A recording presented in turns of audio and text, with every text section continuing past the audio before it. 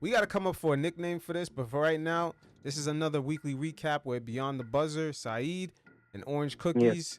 And we got a lot to get to. A lot of injuries is happening right now. First, we got to start off with Zion Williams and the Pelicans.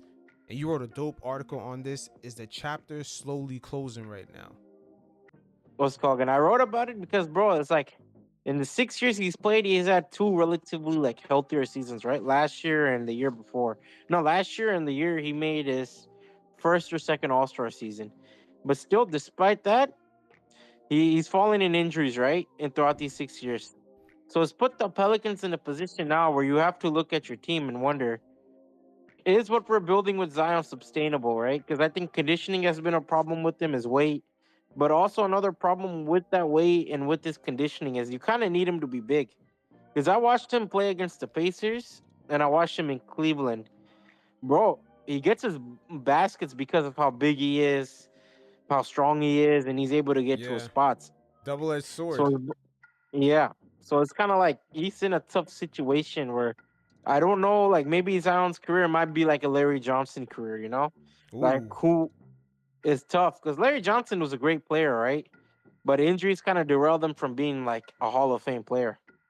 correct. Yeah, it's hard because Zion, like you said, he's got to be big, to body people because he doesn't necessarily have the skill set like the jump shot, the post game. Yeah, It's kind of tough to build around him too, to find the right shooters, the right spacing. You're gonna need a big anyway, regardless to rebound and to protect the paint.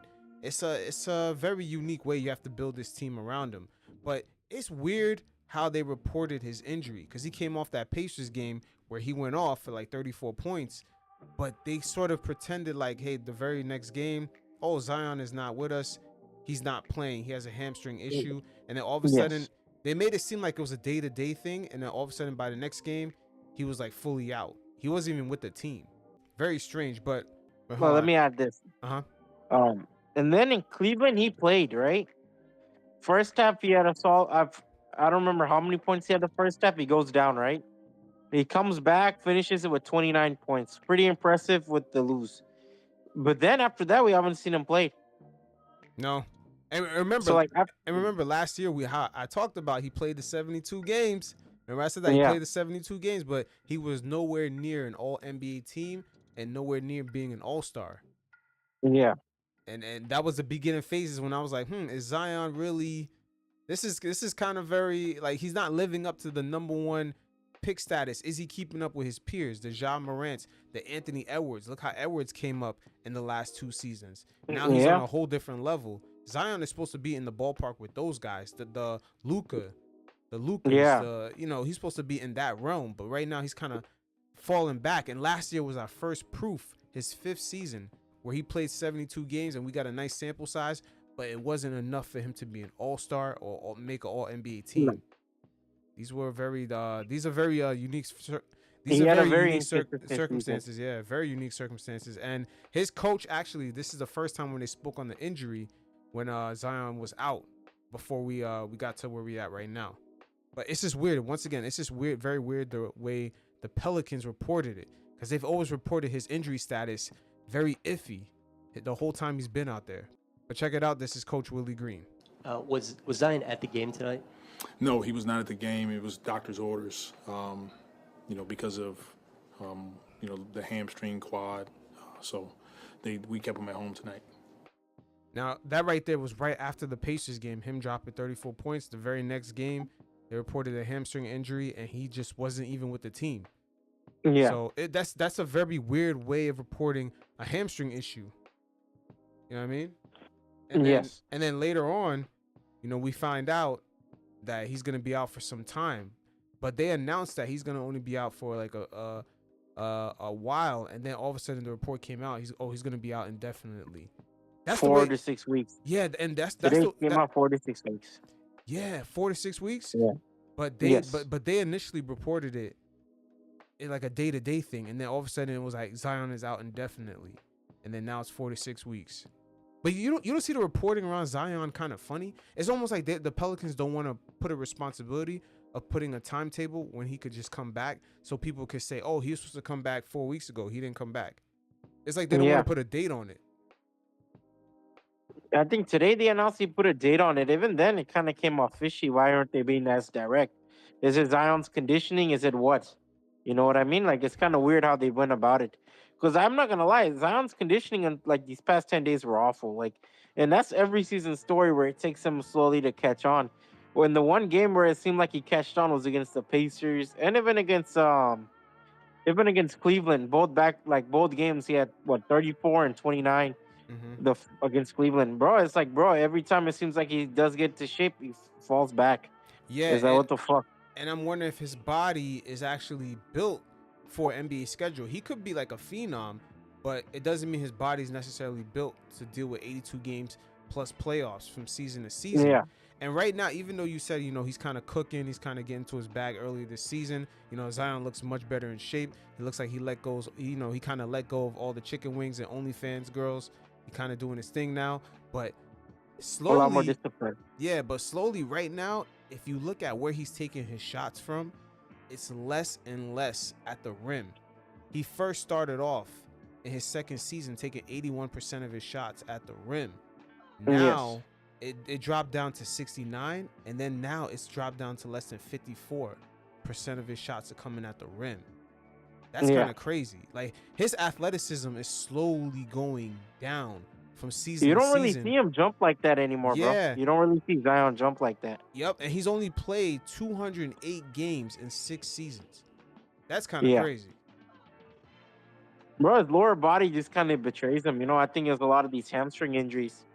So it's bound to just slow him down. The best I can compare him to is like 2019 Detroit Pistons Blake Griffin, right? But I think obviously Blake Griffin had a lot more skill that Zion does not have right now. Oh yeah, he definitely has a lot more skill. He had post skill, he had touch. He actually developed a jumper at the end. Yeah. But Zion doesn't really have that. His skill is more like, I'm just gonna beat you to the cup with his strength and his size and his speed. But Yeah. again, that's been dwindling down slowly.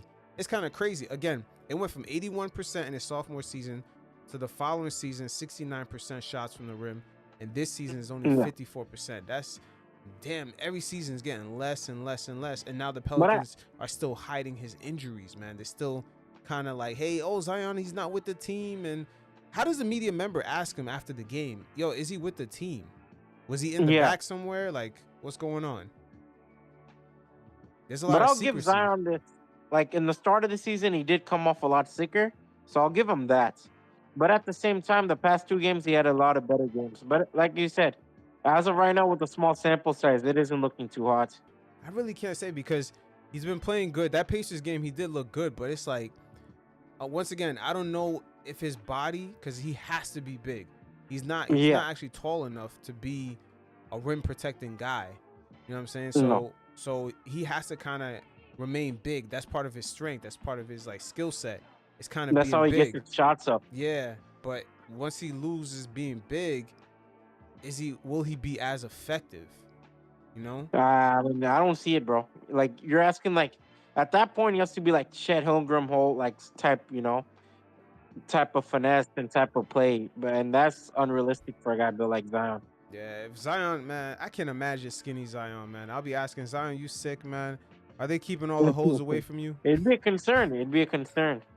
Yeah, we gotta feed him some more hoes. We gotta feed him some more chicken wings. More porn stars. Yeah. Man. It's like, I can't imagine skinny Zion. And the Pelicans already going through it. They got Herb Jones about to miss 2 to 4 weeks. CJ McCollum.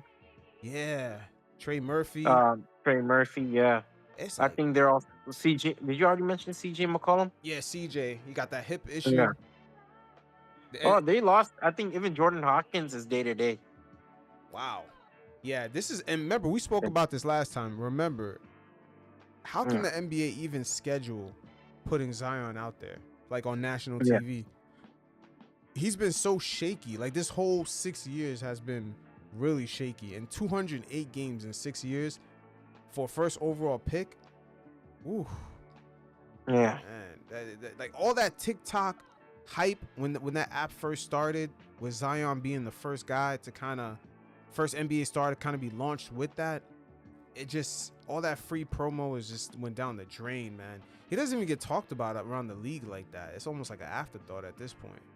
Right. He's never available to be talked about. Yeah, it's like damn that all that free marketing and promotion is just, man, it's slowly. Like I saw the NBA promote his 134 game, but it's like after that he missed like 3 games. Yeah, it's unfortunate. You know what? Matter of fact, let's take a look at how exactly the media is reporting on this. 'Cause I'm telling you, the Pelicans, they've been real funny with the information regarding Zion. But let's check it out. And let's start with Zion Williamson here. What is his status? Zion Williamson will be out for several weeks, I'm told. This is an injury that Pelicans are bracing for him to be out about 4 to 6 weeks. And his return will be based on rehab and how that treatment goes on that hamstring strain. We know the Pelicans with Zion Williamson, they said indefinitely. We know that they are not sure yet exactly how long this rehab is going to take for him. And this is devastating for a Pelicans team that's been ravaged by injuries all season. And Zion Williamson himself, he was the lightest he's ever been in his career. He's been playing well this season, and this is a devastating injury so early in the year for him. He's played in under 50% of NBA games since being drafted #1 overall. Now, right there again, the reporting is iffy as hell on Zion. You see all the stipulations. You see all the stipulations in Sham's report. It's a lot of like, oh, if he does this and this goes well, and it's all this is for a fucking hamstring injury. We understand it could be a lingering issue, but this is a lot of stipulations, man. Like, it's always the injury reporting around Zion is always iffy. It's always iffy. Out indefinitely. Who says that for a hamstring injury? Oh yeah, I think that, bro, I can't lie. I think this is like, from what I've read on Pelicans Twitter, is their medical staff. A lot of people are saying is a lot, like the medical staff itself has a lot of problems in New Orleans, like in both sports. So I think that also plays a factor in why they're not being as direct or as upfront about whatever Zion's dealing with. Yeah, remember when he first came into the league, his parents, I believe his father or his agent, they had an issue. They made an issue of the whole Pelicans medical staff. There was like a clash in the beginning. I don't know. Yeah. This whole Zion, some of these franchises, I'm telling you, they weren't ready to have these type of players. I think the league kind of took notes on, sometimes don't let a mega star or a person who potentially could give the league a lot of visibility, don't put them on certain franchises because they really can't handle them. Like, can you imagine if Wemby went to the Pelicans? They would waste away his shit. They would waste him away. Yeah, I mean, dude, look how sloppy they're handling his injury. Bro, if he was this injured, right, why would you let him, like, okay, he had a good game against Cleveland, 9 of 18 shooting. Why would you put him out there against the Cleveland Cavaliers if you knew they already had a lingering problem? Like, why risk it, That is your investment. He makes your franchise money, your organization money. Why risk it? And that's another good point. You saying that he makes some money. I'm wondering what the indefinitely or the timeline stipulations, is that them just kind of giving the fan base hope to still come and buy tickets for future games? I mean, dude, are you going to watch Brendan Boston play? Would you spend money to watch Brendan Boston play or this messy rookie guy? Of course you got to have to sell something. Yeah, I feel you on that. But this whole Zion thing is just, I don't know. It's, once again, he has to keep up with his peers. The Jean Morants, the Lucas. He's falling behind. The Anthony Edwards, he's completely fallen behind his peers.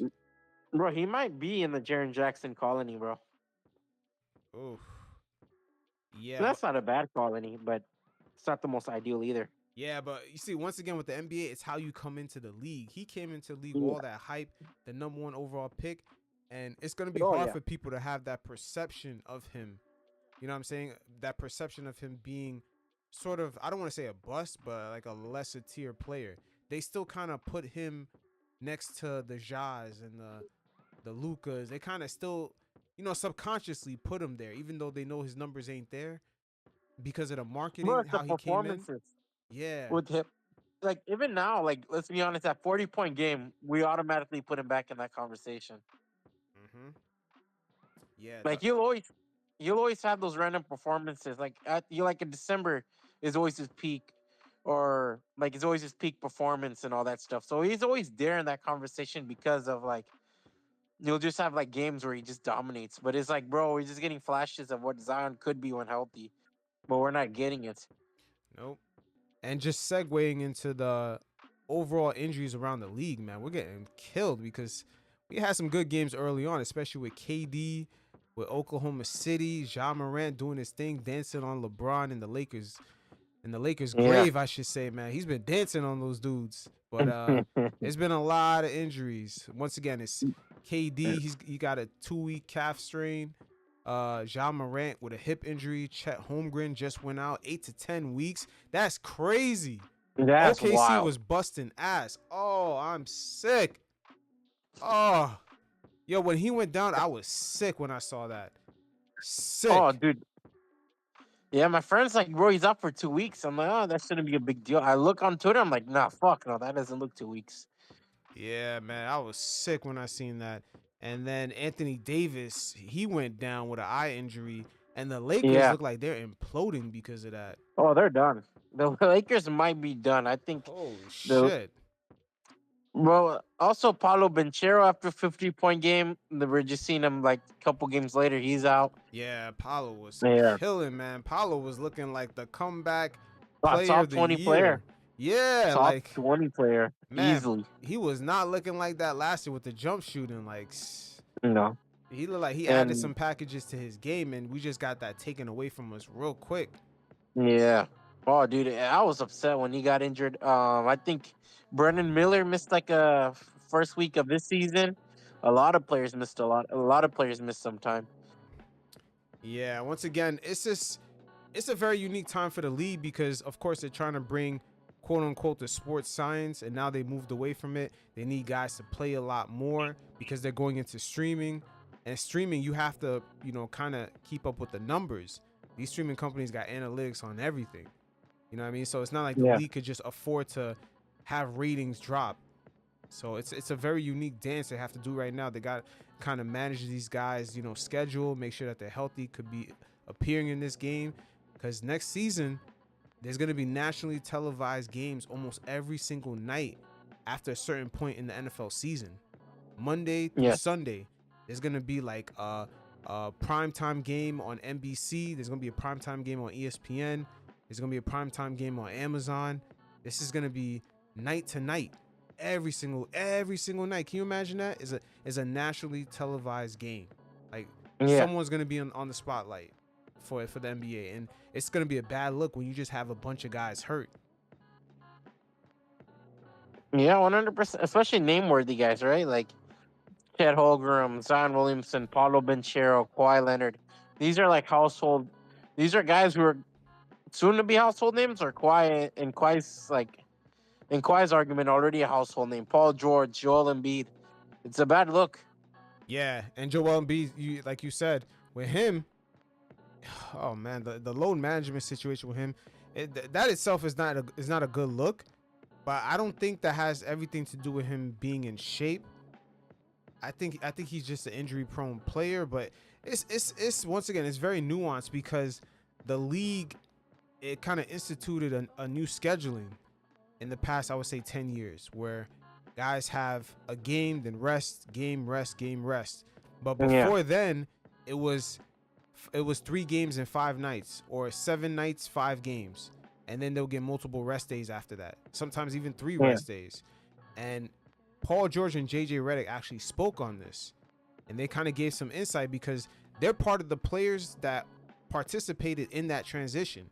When they first came into the league, they had a heavy schedule load, then a couple of rest days, in which those rest days they got a good practice in or 2, and then they were able to kind of build up a calluses so their bodies can last through the playoffs. But now we're seeing guys have, rest, play, rest, game, rest, game, rest, game, rest, game. And sometimes teams have that type of scheduling for like months at a time.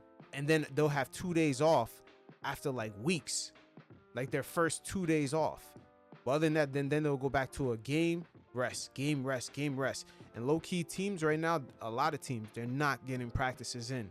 Those rest days, because remember, they got to travel and get a practice in and then play again and then travel again or stay. It's the scheduling. I don't know if Adam Silver kind of made these changes too drastic, a little bit too drastic. He maybe should have slowly kind of wheeled these things in to just sort of test it out, because sometimes the guys that with the science, quote unquote, they sort of think of like themselves, which they're not athletes. So they don't have to build up a calluses to play in the playoffs, in which these games are highly pressurized, intense situations. You know what I mean? Like your body has to get built up to last through that. And the players are just not getting those reps. They're just not. Teams themselves don't really practice like that anymore. Yeah, they don't. I mean, it's hard because you have the game, and then you got to travel on your rest day, and then the next day you got a game again. Yeah. So most of the practices are walkthroughs. They're really just walkthroughs. Yeah, it's conditioning and like videos and all that stuff, you know? Yeah, there's certain teams right now, I'm looking at the scheduling, they don't have 2 days off for the next like 4 or 5 weeks. Yeah. It's just game rest, game rest, game rest. Like, the scheduling was not like that before. But Paul George and JJ Redick gave great insight to this. So we're going to check it out. And every once in a while, we're going to check in, because we're going to do this sort of dance between me and Beyond the Buzzer and the audience. So we're going to sort of add more nuance to this conversation, but really good topic discussed with JJ Redick and Paul George. As once again, those two guys are players that came into the league where they participated in the old scheduling, and then the league transitioned into the new scheduling. So they have experience with both, and they spoke on it. So definitely we're going to check it out, because this is great insight. And when you came into the league, when I came into the league, and one of the points that Nate makes, and one of the points that RJ and I talked about, is the culture that has been created by teams, not players, around load management. And I think that is getting lost right now in the nuance, because whether it's me, like you just said with yourself, like there are times where you feel like I shouldn't be on a minutes restriction. I should be able to play in this game. And a team will, for me, it was always like, hey, you're running hot. We got to figure out a game to sit you out. And as an older player that didn't grow up in that culture, it was very easy for me to sort of be like, I'm going to play, or okay, I won't fight you on this one or whatever. But for a young player coming in now, that's the only thing they know is this culture around body monitoring, load monitoring, and that was not done by the players. I think it starts off like when I first came in the league, and you know, you came in the league a lot longer than I did. Not trying to age you at all, JJ. All right. But the older we get, just first of all, Paul, the older you and I get, the closer you are in age to me. You realize that, right? That's true. That is true. But you know, when I came in the league, like, and I went to a blue collar team that worked extremely hard.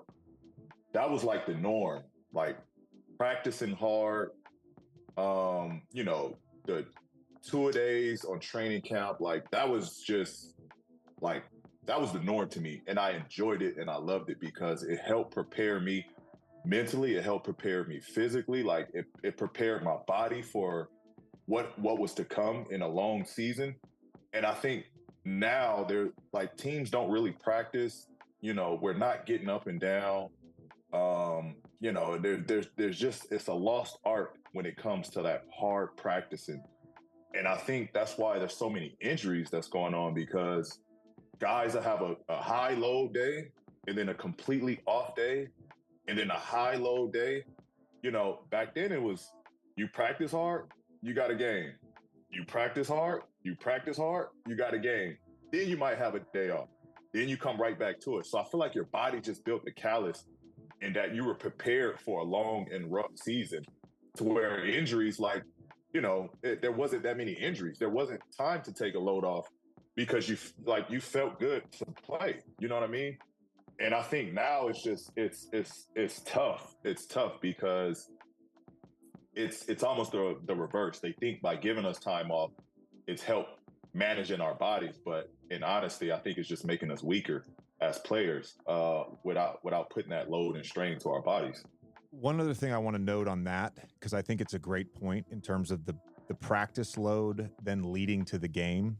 And and you've played now 2 seasons. This is your second season since I retired, so you've experienced this new schedule. And by new schedule, I mean, maybe it was 18, maybe it was 19, but somewhere around that time period, there was an emphasis with the scheduling around eliminating as many 4 and 5 nights, which I don't even know if they exist anymore, eliminating 5 and 7 nights, eliminating 3 and 4 nights. And on paper, I think it sounds great. I really do. I like that idea. The problem is, prior to them changing that, you would play 5 and 7, and maybe you finish on a Monday. You probably wouldn't play again till Friday. There was time to recover from nagging injuries. I can remember with Doc, Doc was great about giving us days off when we needed them, and we would have a Monday game in LA and not play again till Saturday, let's say, and he'd say, I'll see you guys Thursday. And we would go in knowing Thursday and Friday are going to be hard practices. But now I get a little break here to recover, and you go in the gym, maybe you do your maintenance work, maybe you do your training table work, maybe you get your shots, but there was time. And now with the current schedule, it feels like it's game, day off, game, day off. There's no long breaks during the season where you have multiple days. I can't remember if it was T. Lou, but I know it was one of the coaches over this weekend. They said to me, they're like, we haven't had a 2-day break between games in over 7 weeks. All-Star aside, it was back to like December before there was a 2-day break between games. Do you sense that sort of lack of longer time between games? Yeah, yeah. I think that's tough on our schedules because we just recently, like last month, I think is when we first started getting 2-day breaks in between going into the All-Star break. But before then, we were every other day, if not a back-to-back. And like it's no, like I don't want to say it's Clippers' fault or like I'm not saying that T. Lou doesn't practice us, but it is hard based off of our schedule of playing every other day to get good practice days in on that note, you know what I mean? So yeah, it's just the way the scheduling is. Like they made it not so many games in a week span, but we're still every other day, which is, I almost would do more games in the front and then get a little break, because those breaks, like as much as it is physically, it's a good mental to get away from the game for like 2 days 100%. and then come back, and know, all right, now we got another stretch. And that was the way we looked at it as in Indiana. Like, all right, let's win this 5 out of 7. We got 2 days to recoup. And then let's target this next week. Let's target this, 4 out of 6 this week. You know what I mean? And it's a different game, man. We're adjusting to it and we're trying to figure it out. But I think it is a different game. Now, once again, this is a very unique space and time that we're in.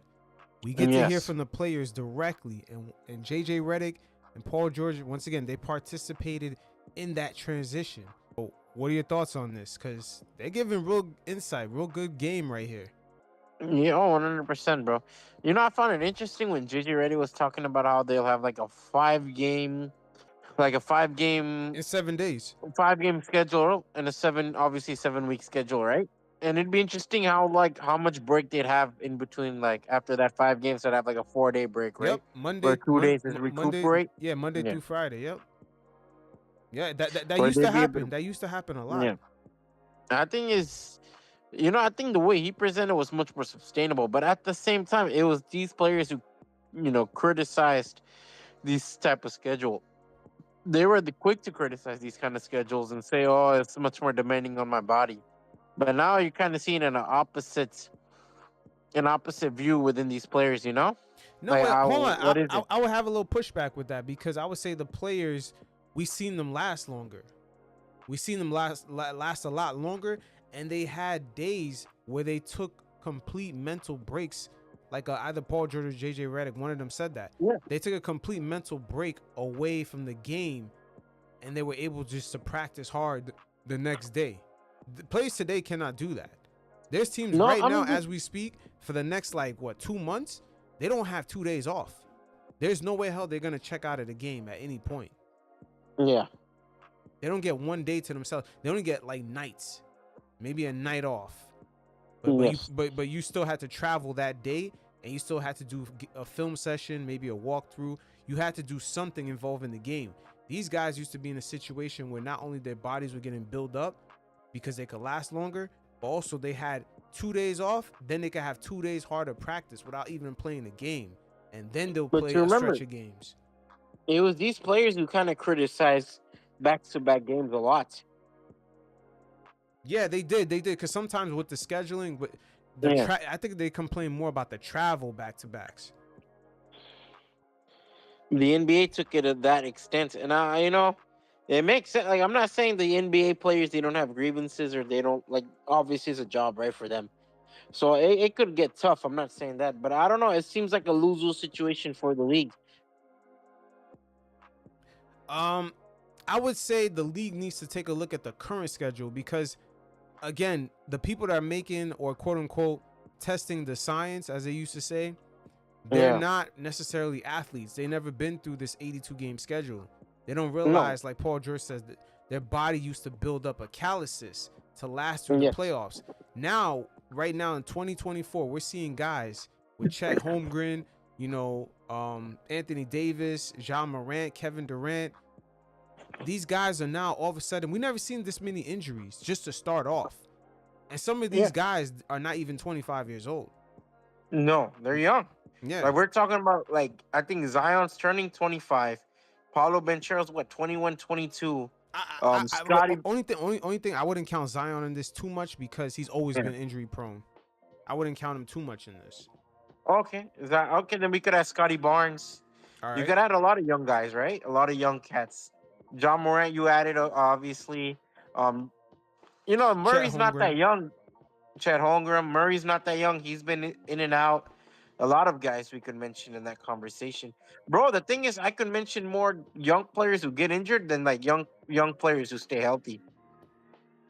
Yeah, that's kind of true, but I'm wondering if the scheduling has something to do with it, because sometimes the league, they do things very subtly, because it's not until I heard this conversation, I forgot that these guys used to have the 7 games in 5 nights. No, 5 games in 7 nights. I forgot about that.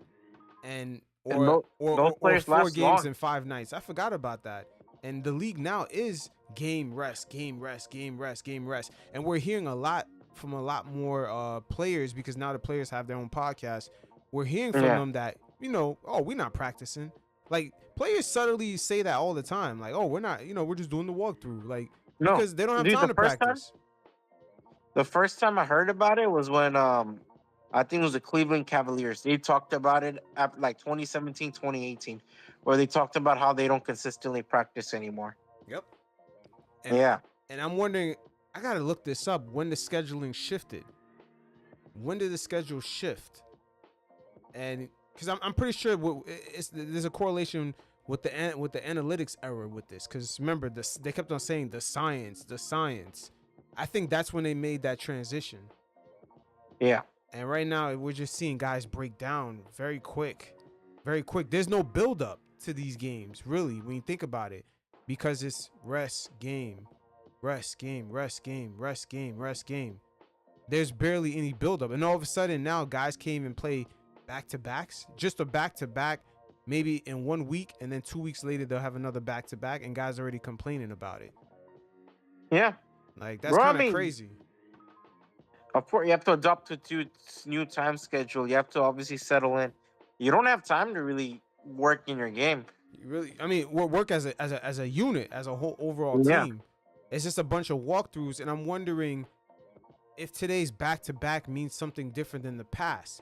Like, in the past, once again, it's a back-to-back 4 games in 5 nights. You might have a back-to-back in between then, but you had multiple rest days. But today, a back-to-back really means you have 2 games in a row, but for the last 2 weeks, you never had a full rest day that didn't involve a walkthrough, game film, practice, travel. That's what a back-to-back means today. It means something completely different than back then. There's no time to yourself. It's just every day it's about the game at some capacity. Whether you got to hop on a flight, You got to pack your bags. You got to do something. Go to film. Something involves a game. There's no point where you actually get a full rest day. No, 100%. So you're not only getting a full rest day, you're not even getting a full practice in. That shit is kind of crazy. You're not even getting a full practice in. That's why teams don't really build that chemistry up quick anymore, bro. Yeah, Adam Silver really needs to take a look at this again, because me personally, I did not realize that until I got here that these guys play every other day. It just never really crossed my mind like that.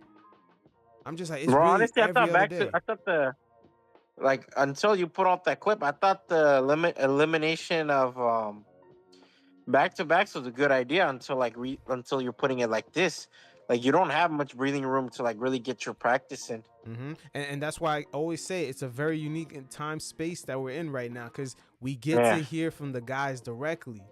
And, you know, seeing that Paul George and JJ Redick, they're very unique themselves because they came into the league. It was a certain way to scheduling. And by the time they're, you know, transitioning to their way out, the scheduling switched up. So they noticed it. They're like, whoa, my body's not reacting the same. I know they notice it. Their bodies are not reacting the same. Yo, when we gonna get a hard practice in?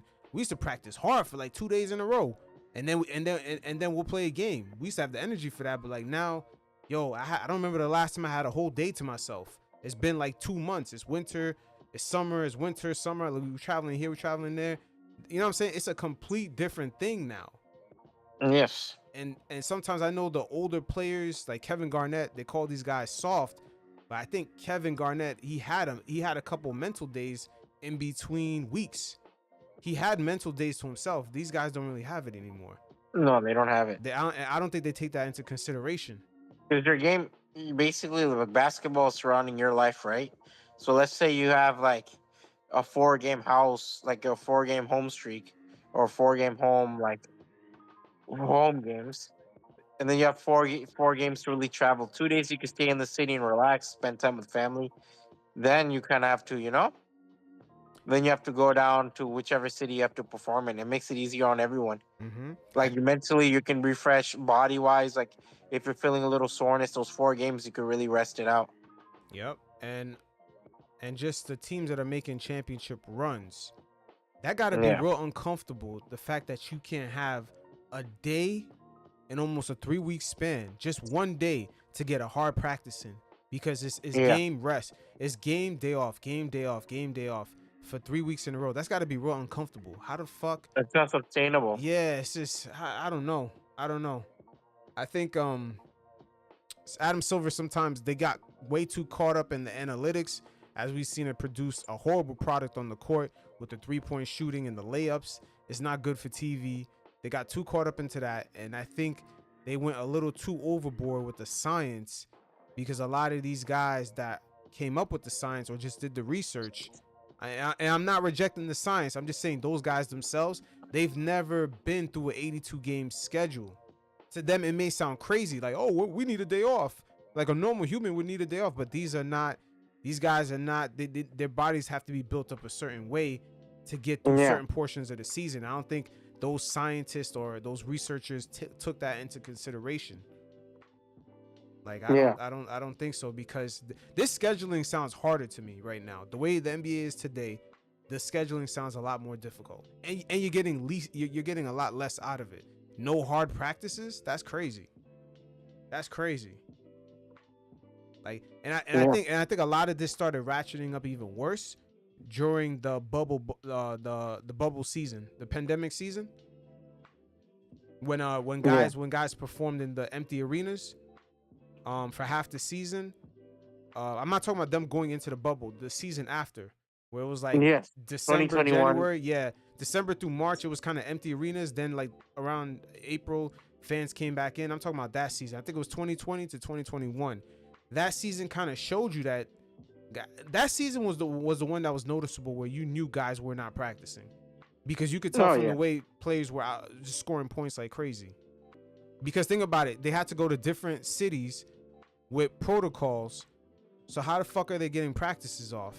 Like none of that made sense. Like, I'm surprised a lot of these insiders didn't bring this up a lot more. It's like, hey, when are guys getting practices off? Were they ever practicing since they How are they changed the getting scheduling? practices off? Yeah, Yeah. like like I said, the league, they make subtle changes that even fans who pay very close attention to the game don't even notice after a while. Yeah. The changes are very subtle, and the media, I think this is done on purpose. They don't really talk about it. They don't really of talk course about not, it because too that's much. a lot of money lost, bro. Yeah, it's not talked about too much because, again, this scheduling the way it is now, you get the least out of it because guys are not even practicing. Look at Joel Embiid. How is he gonna get? This guy can't even survive a back-to-back when teams are not even practicing hard. Look at all the losses you taken with this scheduling. Joel Embiid is a prime example of it. I mean, dude, even let's be honest, like outside of that Toronto year, right? Kawhi Leonard's load management hasn't worked. Correct. It hasn't worked. That doesn't really work. But Kawhi is a special talent at the same time. He's a very special talent. Like, not too many players can do what he does. Like, the efficiency he performs at is super high. Very efficient. Doesn't really need the rock too much. He's gonna make his shots at a high clip. He's gonna perform really well defensively, be the best player on the floor. It's very few players that can play like that. Like, Kevin Durant can kill you, but he's not locking you up like Kawhi can. No. Yeah, he's not doing it both sides of the court. So I don't think today we have a player that's that efficient to be taking load management the same way Kawhi did. And like you said, it only worked for Kawhi for one season. Yeah, after that we've seen him I think he's regressed since then. Yeah. Yeah. There's no build up. Like And I don't remember the last time Kawhi played a playoff series, I'm gonna be honest. yeah, and I'm wondering, I gotta do my research of when the league shifted into this game day off, because I'm wondering if Kawhi is part of that Paul It's a lot George. recent. Yeah, I wonder if Kawhi is part of that Paul George class where they came into the league. It was 5 games in 7 nights or 4 games in 5 nights, and then it transitioned to day off, game. Because him having an injury between the new scheduling is way different. It's way different. But yeah, it's these are very unique circumstances. But once again, this is why I'm pro player platform, because we really get the inside scoop. And sometimes these guys talk about certain nuances and they don't really notice how fans can tie certain things in. They don't really notice that. They just kind of giving on their side, they're giving small inside scoops. The fans can actually put together pieces and be like, oh, this is what's going on behind the curtain. Yeah. I guess we could talk about the All-Star game. It's a lot early. So I think with Chet and Zion obviously being out, right? I think the center position is still interesting, but it's a lot thinner. With Domantas Sabonis, Anthony Davis, Victor Wembanyama, Jaren Jackson Jr., and obviously Nikola Jokic. So I think that the Western Conference All-Stars, especially the big man position, will be a lot interesting. Yeah, but you know what? Half these guys are not gonna make the All-Star game. Does a 65 game rule apply for that? No, it doesn't. I believe so. No, I think that's for the All NBA. That's for All NBA. Yeah, 65 games. You don't even reach to All-Star game. Yeah, it doesn't reach the All-Star game. Yeah. To be honest with you, Adam Silver should just ask these guys who wants to put effort into the All-Star game. First of all, if you want to show up and play with effort, then you make it. Like, yeah, you make it. If you want to show up and just be on vacation for the weekend, then yeah, we might as well not go with you. Yeah, exactly. Because it's just they really need to elevate that game. It's really a waste of time to even check in at this point. There's no competition. All those guys have impressed me. Jaren Jackson had a great game against Portland. I think he's the perfect second option to John Morant. All ball player, defensive, he's great. Victor Wembanyama started. He's good, but I think offense, he's just gonna keep picking it up. Obviously Sabonis, he's always gonna be like a possible All NBA player. Do you think the Spurs are kind of freestyling too much? Oh yeah, I think the Spurs should be a lot more serious. But I also see a lot of glaring like weaknesses in Wembanyama's game. It's hard to tell because I believe the Spurs are kind of tanking right now. They're tanking with all those because they got multiple first-round picks for this year's draft. Yes. But I also watch Victor Wembanyama play, bro. I've seen him settle for a lot of jumpers where I'm like, dude, just like dominates. Like these guys are half your size. So there is a lot of mental, like, I don't know if it's mental or what it is, or his playing style, what he's used to. But there is times where I'm like, dude, for his body, you need to be more like dominant, you know? Yeah, he's not there yet. And the referees this season, they're allowing more physicality, just like the end of last year. But he's not the only one. The league is in a tricky spot because it's like with these international players, especially the French guys, they tend to be a lot smaller. And the league, the more they allow physicality, I think some of the international guys, it's going to be harder for them to translate until they get their strength up. But what's his name? The first overall pick, Zachary, he actually mentioned that he said in France, he was one of the most athletic players. And now he's in the NBA. He's just a regular guy. Yeah. That's kind of crazy. Right. He's just a regular guy. But again, it's like the league right now, they need the international players to come in and kind of bring a more global audience as they're taking the soccer approach. But at the same time, they don't have any way of marketing these guys. They don't really know how to market them to an American audience that can make these guys cool enough. Because the American audience decides what's cool. Like Anthony Edwards, they decided, hey, that's the cool guy. They can market, quote unquote, the American swag. He has it. Yeah. But the international guys don't necessarily have that. But just allowing more physicality kind of stunts their growth. And I see that a lot this season with Wemby. He's going to have to really hit the gym. He's going to really have to hit the gym. French people overall, they tend to be a lot thinner. A lot of European players tend to be a lot thinner. The only one I could really mention is like Jokic and Luka, but they came a little bit chubbier. They came on the chubbier side. Yeah, they're a lot bigger. But it's funny because Chet Holmgren is thin too, but he likes the bump and grind. He's physical. Yeah. He's physical. Chet Holmgren is physical, but Wemby seems like he has more of a finesse game. But again, Chet is American. See, it's a different style. It's a different style. Like this season, it's much more encouraged too in America to be much more physical. Yeah, and it's the internationals, they play with a different flair, way different flair. And this season, we're seeing a draft class that included a lot of French players. A lot of the NBA lottery picks in the first few games, no one has really even averaged 15 points. Yeah. Or even 30 minutes, and some of the players even got DNPs or came off the bench. Like, that's kind of crazy. That is kind of crazy. Like, the first overall pick, Zachary, he came off the bench the first 2 games. Reece Shepard for the Houston Rockets came off the bench. Alex Sarr, he's not even logging in 30 minutes. And then another draft pick that the Wizards had, was it Bub Currington? Bub. Yeah, like he actually, Carrington. yeah, he comes off the bench and he actually averages more points than Alex Sarr. Like, this is a very strange draft class. Very strange draft class. It's a draft class of role players. Yeah, even like Rob Dillingham and Terrence Shannon Jr., they're getting DNPs. Same thing for the Charlotte Hornets pick, the French kid. He got 2 DNPs. Yeah, not a lot of confidence in these guys. Who's the Charlotte Hornets pick? I don't even know how to say his name. Tijon.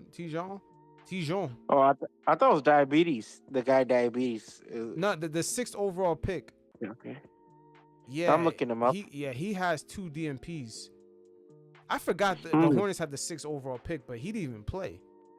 Yeah. He didn't even play. Oh, no. He got DNPs, and again, with the league allowing physicality, I'm wondering if that's gonna affect the international stars coming in, especially from Europe, translating.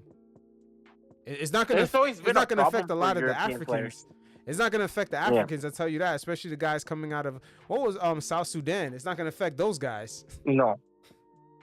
Well, a lot of them, because of like South Sudan's like problems being a new country and all, a lot of them play in America and then just go South Sudan for the Olympics.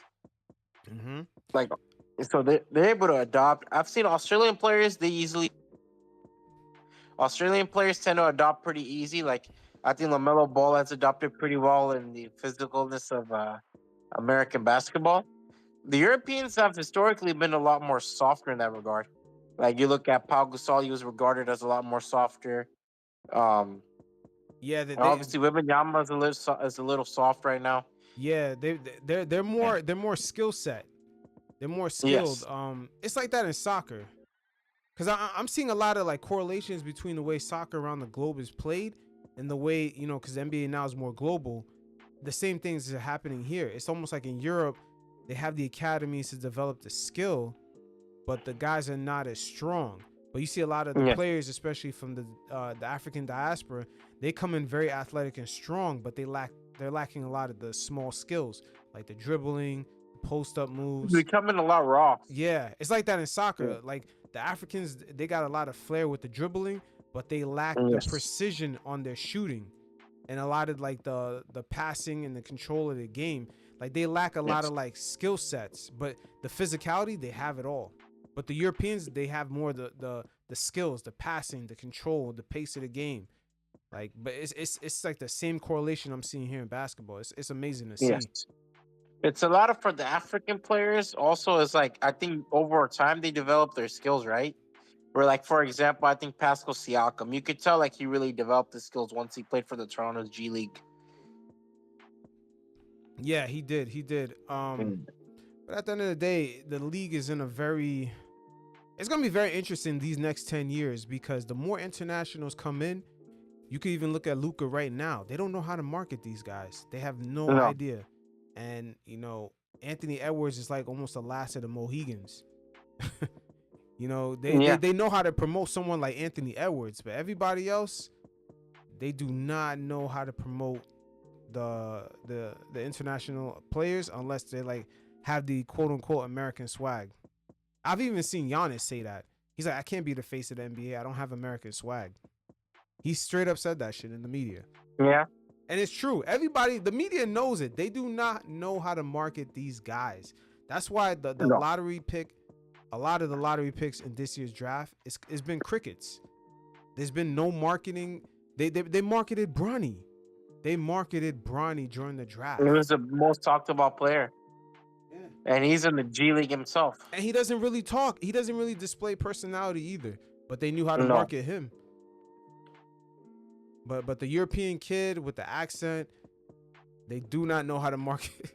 Even Luka, they don't know how to market Luka. They just let Luka be funny. And Jokic got over on their own. Yeah, they just let Luka be funny on his own. Yeah, both of them. Yeah, Jokic, his personality has kind of come out, and then they found like little nuances to, everyone likes to laugh at with his horses, and they turned that into a whole thing, which was genius. Yeah, they're able to promote one of the biggest movies. Yeah, so that was genius on them. But Luka, I don't really see.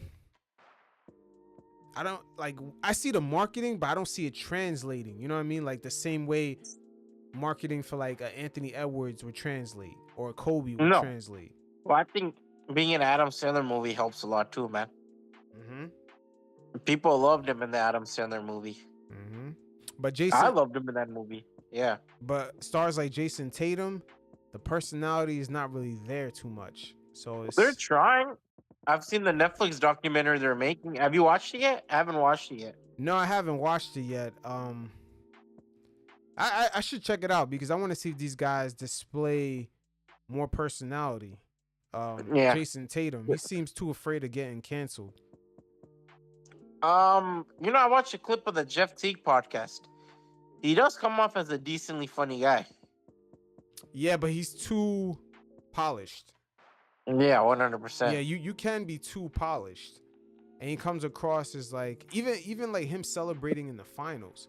When he started screaming, it looked awkward. It looked like it wasn't his personality. Like I don't know how to explain it. It just something don't come off right. It's almost like the cameras are on. Let me make sure I'm professional. There's too much of that. He's stealing Kevin Garnett's quotes. Yeah. Like Anthony Edwards, he sees the cameras on. This dude is being himself. We know that 100%. Yeah.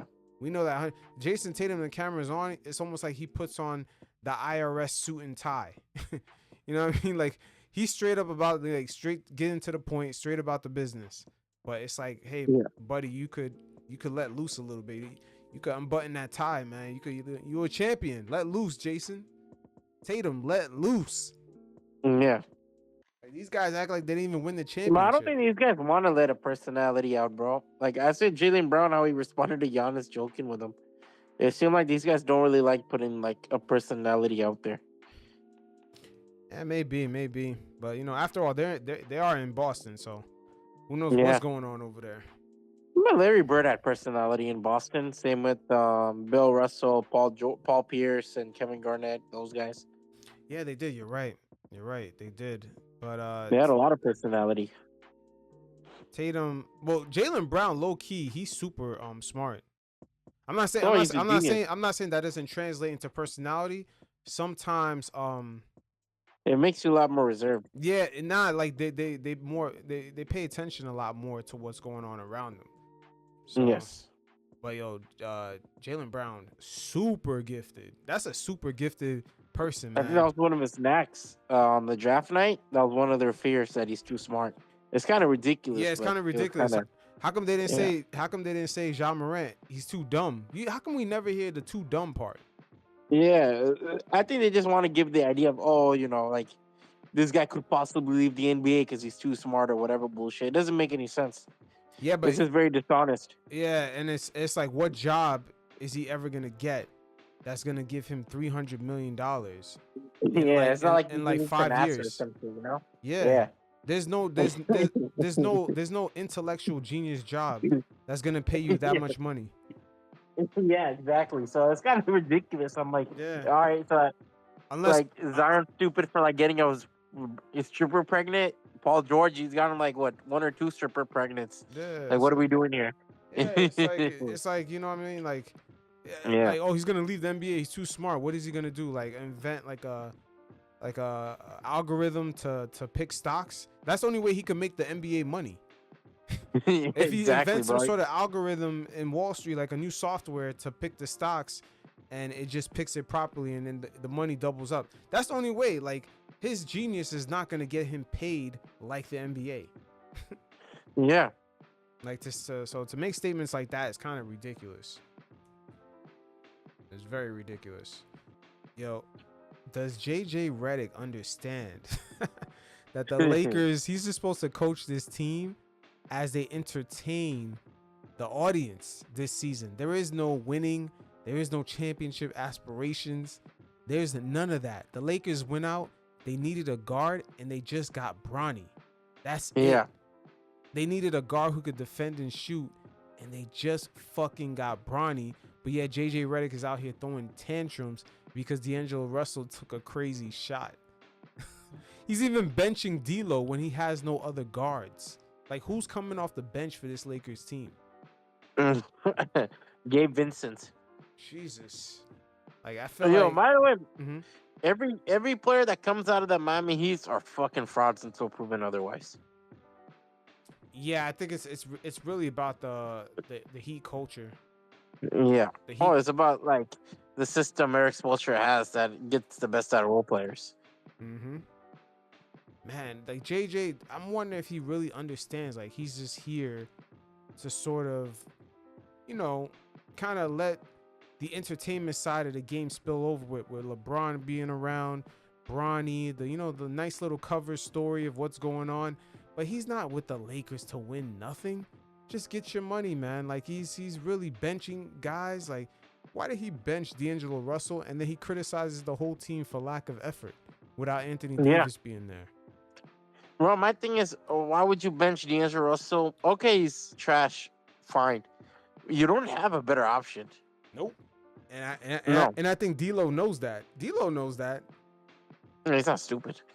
Yo, he took a crazy shot, but I don't blame him. It's like, who else are you going to have to actually take this shot?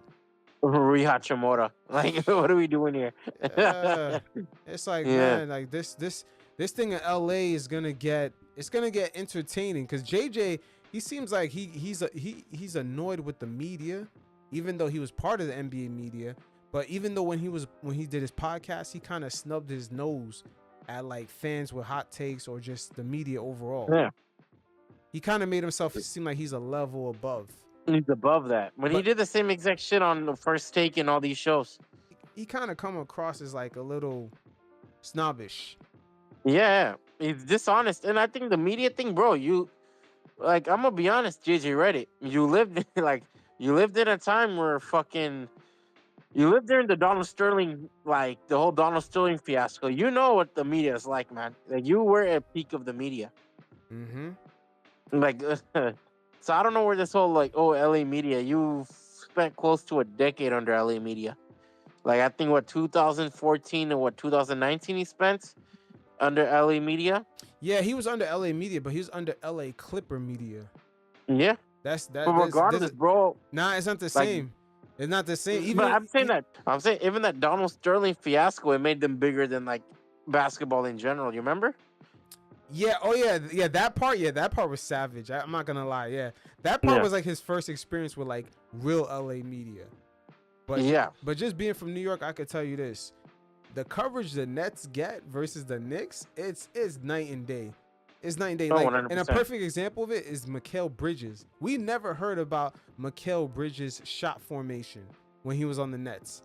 But as soon as he crossed the water and went to play for the Knicks, all of a sudden, every little thing he does is getting examined. This whole fade pieces.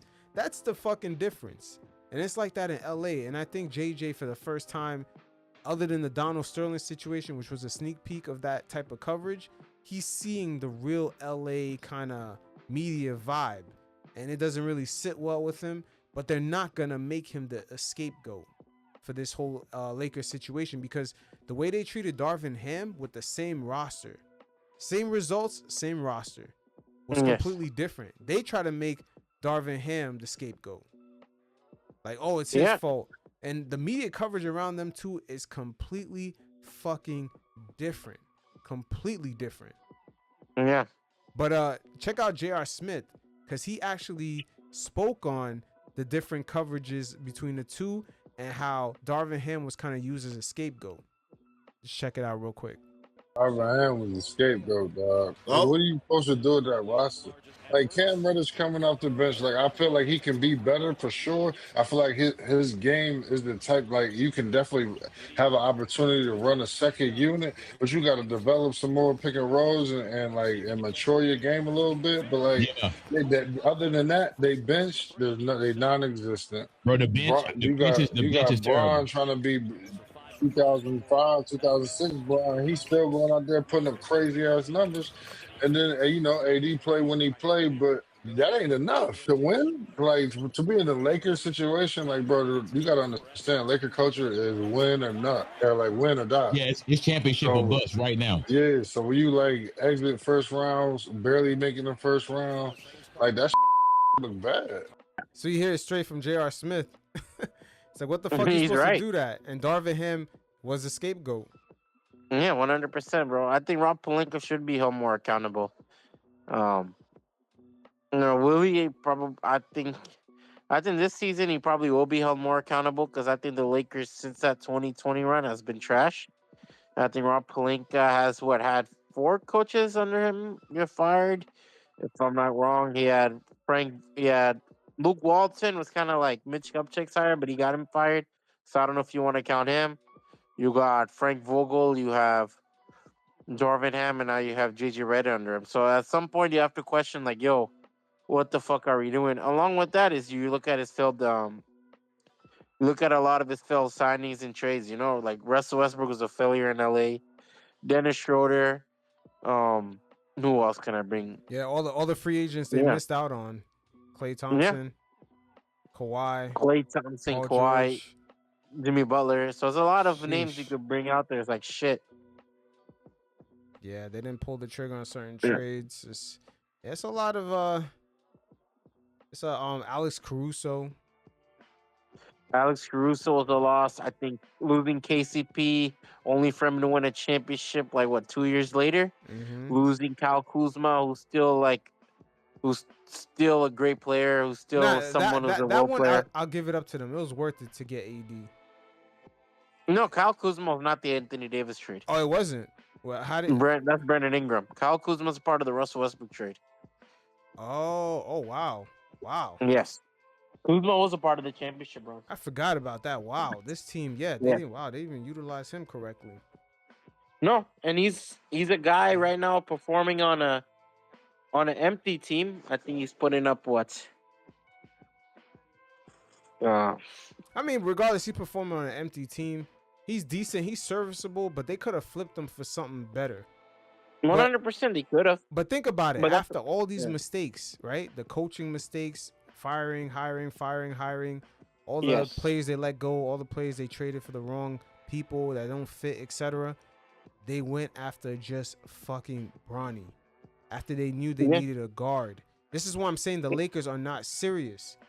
They went from a franchise that's about championships with like Yankee expectations from season to season to just we're using LeBron and everything is about LeBron and entertainment and come see LeBron and Bronny.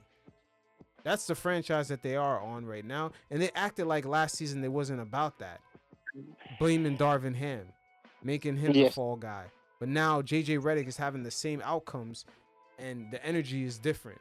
It's like, oh, JJ's our guy. Like, what? Like, none of this shit makes fucking sense. You're a Band-Aid. The thing that's holding it together is an injury-prone Anthony Davis. Not a good look. Yep. And AD, low-key, he's been looking like an MVP. Oh, 100%. He did. He does. Bro, he's a top. When healthy, he can crack the top 10. But he's never really healthy like that, you know? Yep. Yeah. So at some point, the Lakers, the Lakers did. I feel like we talk about this all the time. They're just a frustrating team, man. Like, they're not a serious team, regardless of who coaches, who plays, whatever. Like, they're not a serious team. They never bring a proper team around these two. Like, who can you say is a knockdown shooter for the Lakers? Wow. In a jump shooting era with the floor so spaced out like that. Oh, 100%. It's kind of crazy. Laker fans deserve better. They deserve better than that. Yeah, they do. 100% they do. There's an expectation of being a Laker, and I feel like, no offense to LeBron, ever since he's been there, a lot of those expectations have been put on the back burner. No doubt. Bro, even Cleveland ran a better shift, especially their second run with LeBron than fucking LA. Mind you, I think LA probably has the best talent. The second best talent next to LeBron. Yep. Since like the 2012, 2011 D Wade. But there's a reckoning that's gonna happen for Laker fans and Jeannie Buss. At some point, they're gonna have to start holding her accountable because there's been a lot of fucking mistakes, and it's. I wouldn't be shocked that eventually she sells that team because I honestly I don't think they know what they're doing. Yeah, bro, honestly. With the money coming into the NBA, I wouldn't be surprised either. Because I think Jeannie Buss has been not a failure, but I don't know, dude. It seems like she wants to run it where like she wants to keep the image of the old into the new, like a lot of the people in the Lakers circle are people from generations ago, like Kurt Rambis, his wife, Rob Pelinka. These guys, like, come on. That's a long time ago. You're talking about people from Magic era, Kobe's era. Yep. And at the same time, the most successful person of that era, which he probably held them accountable to certain standards, was Jerry West. And you see they had a fallout with him. Jerry West. Yeah, of course, bro. Even Jerry West, he wasn't a part of their two championship runs in 2009, 2010. It was Mitch Kupchak. But even then, he's a lot older now, obviously. He passed away recently. Mitch Kupchak, he's still alive. No, Jerry West. Yeah, Jerry West. So you have a lot of these guys, a lot of these personalities are gone. But still, a team, you expect them to adjust. The Lakers just kind of failed to adjust to the new era. Like, you bring in Magic, he failed. You bring in Rob Pelinka, Kurt Rambis. Phil Jackson, I think, still had an advising role for a little bit. Why? What the hell are we doing? Yep. Like, let them be greats in their eras. But, dude, if I asked, like, De'Aaron Fox, Anthony Edwards, They didn't grow up watching Phil Jackson. Why the hell would they care that Phil Jackson endorses a franchise? Correct. But speaking of frustrations, did you see Giannis get snappy Yeah, after that Knicks loss? that was funny. Yo, I think Giannis is growing impatient with the direction of the Bucks, but at the same time, he's the last superstar to actually organize his team his way. Well, there was an era where superstars kind of picked, what co-star they wanted, how they wanted things to go, and I think Giannis is suffering from the consequences of doing that because it's not working, and it's not going to work. Yeah, It's not going to work at all, especially with these new CBA rules kicking in from when they got Dame. Dame is almost making 60 mil a year. There's no other team that's going to trade for some guy like that, making 60 mil, trying to make the numbers work and then getting his output. It's just, and he questioned the effort. There's a lot of things you kind of feel off the energy when he spoke on this press conference. Like, he's definitely frustrated down there. We compete the previous game? Yes. Did we compete the 2 previous games? Cavs and Cavs? Yes. Did we compete today? No. It's something that you can control. This. If you're going to go out there and you're not going to compete, you're not going to win the game. Sometimes you compete, you're off and you don't win the game. But at least just give yourself a chance. We came to New York. We played great last night. We came to New York. We lost by 30. We don't compete. Are we okay with not competing? I don't know. I'm not okay with that. So we got to do a better job competing. We got Boston in 2 days. You don't compete, you're going to lose by 30. Simple as that. Ball got to move, but body got to move too. Your body got to move. Like, if you don't create space, you're not in the right position on the floor. Like, you're not. He's talking about Dame right there. I saw that game. He's talking about Dame. Brunson caught him a few times while not having the ball. Brunson made cuts to the hoop, and Dame is not paying attention defensively. Yeah. Not paying attention. I'm going to be able to get anything, no matter what you do. You know what I'm saying? Even if you're willing and your intent is to get in the paint, you got to be in the right position. You got to move. You got to create space for the guys to get in the paint. I feel like sometimes we hold the ball. They play totally opposite from us. Whenever the ball swung, they were driving and kicking. They got so many wide open threes. They got in the paint. Hey, man, if you don't want to be here, you can leave. If you don't want to be here, you can leave. I'm being honest with you. They played great. We wasn't move the ball. We really was not move the ball. But we had good intention. But at times, at the end of the day, when you move the ball and the guys hold the ball and they're not driving the kick, and it's not gonna look great. Was Anunoby doing anything made it tough for you, or just in general? No. As a leader of the team, your head can not be down. You can be frustrated at times, for sure. I'm frustrated. If you're not frustrated with losing, get the out of here. Simple as that. There's a lot of things that we can clean up and do better. It starts with competing. We gotta compete. As I said, teams won't feel bad about us. They want us to keep on losing. They're not gonna be, that's 5 games below 500. Let's get them back on track so they can make the playoffs. It's not gonna work that way. You gotta go out there and earn it. And don't take it for granted. You don't have a lot of times in your life that you're gonna come in MSG and compete. I feel like sometimes we take it for granted. Damn, you can feel his energy right there. He's not happy at all, man, with this whole situation. He's But I really also not don't see feeling him it. leaving Milwaukee, man. You say you don't see him leaving Milwaukee? No. I see him. It's hard to tell. It's hard to tell because Giannis kind of gives off this whole I'm loyal, I'm a homegrown guy, but he really wants to compete on the highest level. Like, he really wants to compete on the highest level. And I think Dame, he's slowly learning that, you may see a superstar doing his thing, but he's doing his thing on a team with no real responsibility. You see the way Giannis is taking ownership in a loss like this against the Knicks. Your team came in red hot. You and Dame came in this game red hot, and it looked like you guys didn't even play. Like, there was no effort. You guys kind of got blown out the gym. You see Giannis taking full responsibility. What has Damian Lillard ever been in a situation after a blowout loss like that where he has to take full onus and have expectation? He's never been put in those scenarios. Never. Giannis is in a complete different level than where Dame has ever Dame would have never been put up to that level anyway, but Dame has never been put in that position.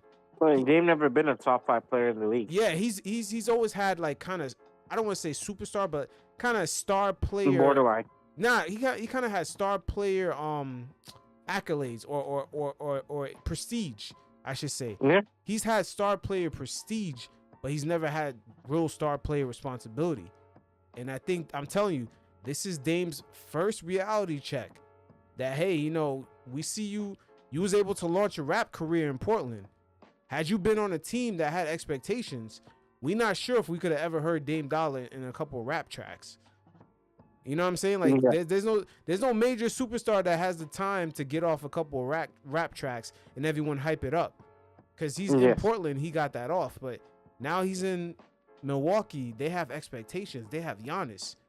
And throughout this game, I'm telling you, Damian Lillard, he's very easy to get blown by. Brunson cooked him. And even off ball, Brunson, you put Dame in a couple of screens, he's lost. He's never had that responsibility. No. And Chris Middleton, he's out. What's his name? He's injury prone at this point. Yo, he had surgery on both ankles in the offseason. Bro, he's That's kind of crazy. He's age, I think 33 too, so like he's aging, bro. After this contract, I don't see like Chris Middleton in the league anymore. Wow. Yeah, also the Bucks actually gave him recently an extension. Also with Dame, I noticed Giannis is the one bringing the ball up. Dame has once again never been put in that position to play off ball. He's never had to develop that off ball game. So then what is he doing on offense? That's what I'm saying. Players like Brunson, he had to play next to Luka. So he first developed an off ball game, but now he's on ball in New York. Yeah. And even Randall took a lot of the ball handling responsibilities last year. Yeah. So Dame, I've never really seen him in this position with major responsibility. With major, like not responsibility, with major expectation. Because yo, they gave my man NBA All 75. And when you NBA All 75, this is the expectation. Yes. You should have pressures on you to win at the highest level. And Dame has never really been on that. He's never had to live up to that. Never had only to live one up to Western Conference Finals appearance. Only one. Yeah, so Giannis is the last, I would say, superstar. Because there's only a few. It's like Giannis, KD, Jokic, like superstar. Real superstar. LeBron in his prime. I would say LeBron is kind of more of a star now. But there's only few of those guys who could dictate stuff to their management. Oh, I want this player, I want that player. And Giannis is the last one that's ever going to have that kind of responsibility, because I don't think owners are going to go for it anymore. Because Giannis, in a way, he wanted Dame. And we see it now work out the same way KD wanted Kyrie in Brooklyn. And that didn't work out. So KD only went to Brooklyn as long as him and Kyrie was a package. As soon as Kyrie left, KD wanted out. So owners nowadays, they're not going to really, I mean, especially with the way the league is set up with the new CBA, they're not going to want these guys trying to build teams.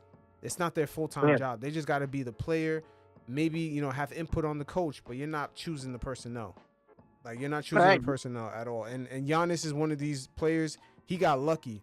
The previous owner wanted him to stay because he was selling the team. So Giannis, they went out and got Dame. Then as soon as they got Dame, Giannis re-signed, and then the owner sold the team. So a lot happened right there. And then now we're seeing what's going on with the new CBA kicking in, and also with them not being able to get other players to add on to the team. They're kind of locked up. They're just fishing on the minimum salary market. Like, whoever's at the minimum contract, those are the only people that they can add in. So a lot going on in Milwaukee. I don't think Dame is ready for that.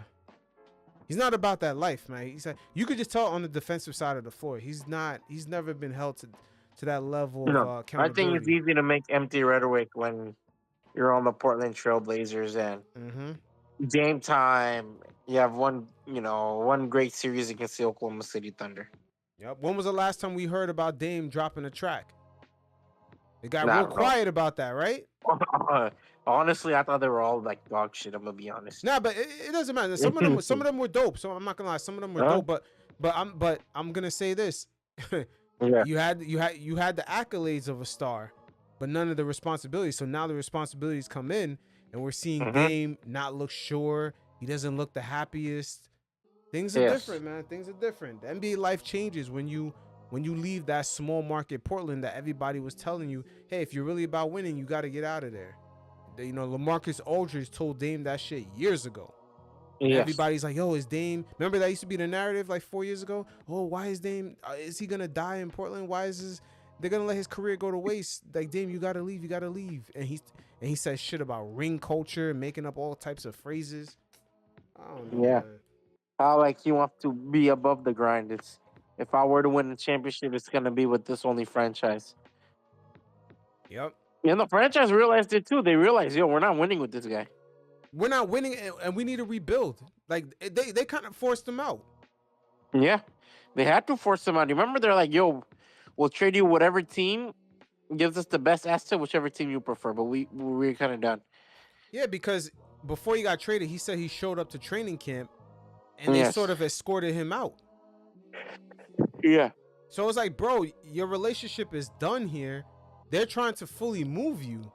And a new front office, new coach. Yeah. And he was still trying to hold on. And I'm like, Dame, if you don't want to leave, just tell. Like, Dame didn't want to leave, man. Dame should have kept it a buck. Like, hey, I like being the man here in Portland. There's nothing wrong with that. Some of these players, they sometimes lie to the fans because there's this Michael Jordan effect where it's like, oh, you're considered a star, you have to try to win the championship. But a lot of these, some of these guys don't give a fuck about that. Dame is. He could have just told them. He could have just told them, yo, I'll be a part of the tanking. Yeah. Dame is making $60 million a year in Portland. He's the man. They love him out there. Sometimes guys are like, they want to be king of the castle, even if the castle is small. They're comfortable with it. And Dame was. He's never going to admit that because it's going to hurt his brand. But that, dog, we could tell, man. The fact that you stayed in Portland in 2019, 2020, 2021, I think 2022. It's like, bro, we know you liked it there, bro. Just say that, man. But Giannis made a grave mistake asking for Dame. He should have asked for Jimmy Butler. He should have asked for Jimmy Butler. Like, it would have been less of a peak, but he should have asked for Jimmy Butler. He was better off. I don't know how those two would fit. Trust me, they would be winning. It wouldn't be like this. They would actually be winning games. Well, they'd be a defensive juggernaut. They would never be. They probably would never be like a top 3 seed, but they would be in the second round of the playoffs, and teams would be scared of them because it's like they got Jimmy Boy and they got Giannis. Jimmy's about that life in the playoffs. Everybody know that. Yep. Oh yeah, they would have been a Eastern Conference Finals team. Yo, let me ask you, bro. The reason why I don't think Giannis is leaving, right, is like you remember we talked about like Steph leaving the Warriors, right? And kind of his legacy set. You look at Giannis, his legacy set in Milwaukee, 2 MVPs, Defensive Player of the Year, championship. What other city could he go and reach like the same status? I don't think he really even cares about that. Because he's not American. He's not American, but he has he's spoken about loyalty to Milwaukee. No, I don't believe in loyalty to a franchise. Like, even the idea of Kobe was loyal to LA, no. He forced LA to really build him a squad that he could compete with. Yeah, he kept on requesting a trade too. Yes. He kept on. So, like, is there a possibility that he could request a trade? Sure. But do I think he's willing to leave Milwaukee? Probably not. But I think the only thing that would drive him is frustrations of the Bucks continue to be ass. Like, that's the only thing I can see him really drive him to leave. But other than that, you look at him, right? I think you and I can both agree. The guy earned himself like a statue at the arena. Yeah, he definitely. Man, Kareem should get one then. I think Kareem already has one. Oh, he has one in the arena? Let me check. Yeah, it's gonna be tough because there's guys that were legendary. If they didn't get one, he can't get one over them. He can't get one. But dude, Milwaukee's kind of a small time franchise though. They're not like LA. Yeah, but it doesn't make sense. You had the all-time leading scorer for like the last 30 years, and it's like you don't give him a statue, but you give Giannis. I mean, why wouldn't you give Giannis? Yeah, but why wouldn't you give one to Kareem? That doesn't make any. No, they both deserve it. That's like the Celtics giving Jason Tatum a statue, but don't give Bill Russell one. Yeah, I agree. But I think, I think ideally, like in a perfect world, in a perfect scenario, they would have to eventually build him a statue. I think we can agree on that. Yeah, they would have to, do something for him, but. I mean, jersey. Forget jersey retirement. Like he's getting that. Oh, yeah, he's getting that for sure. He's getting that for sure. Yeah, he's getting like, that shit. no for sure. question. But statue, I don't know. We'll see. We'll see. I think his patience is running thin, and Milwaukee is stuck. They're stuck, man. There is no cash out of this. There is no like we're making a trade, we're trading and getting better. Nah, man, you're stuck with this team. This is it. This is it. Matter of fact, let's take a look at their cap sheet. Yes. Yeah, they're stuck. Next year they have 181 million already, and that's only with a few players. Let me see.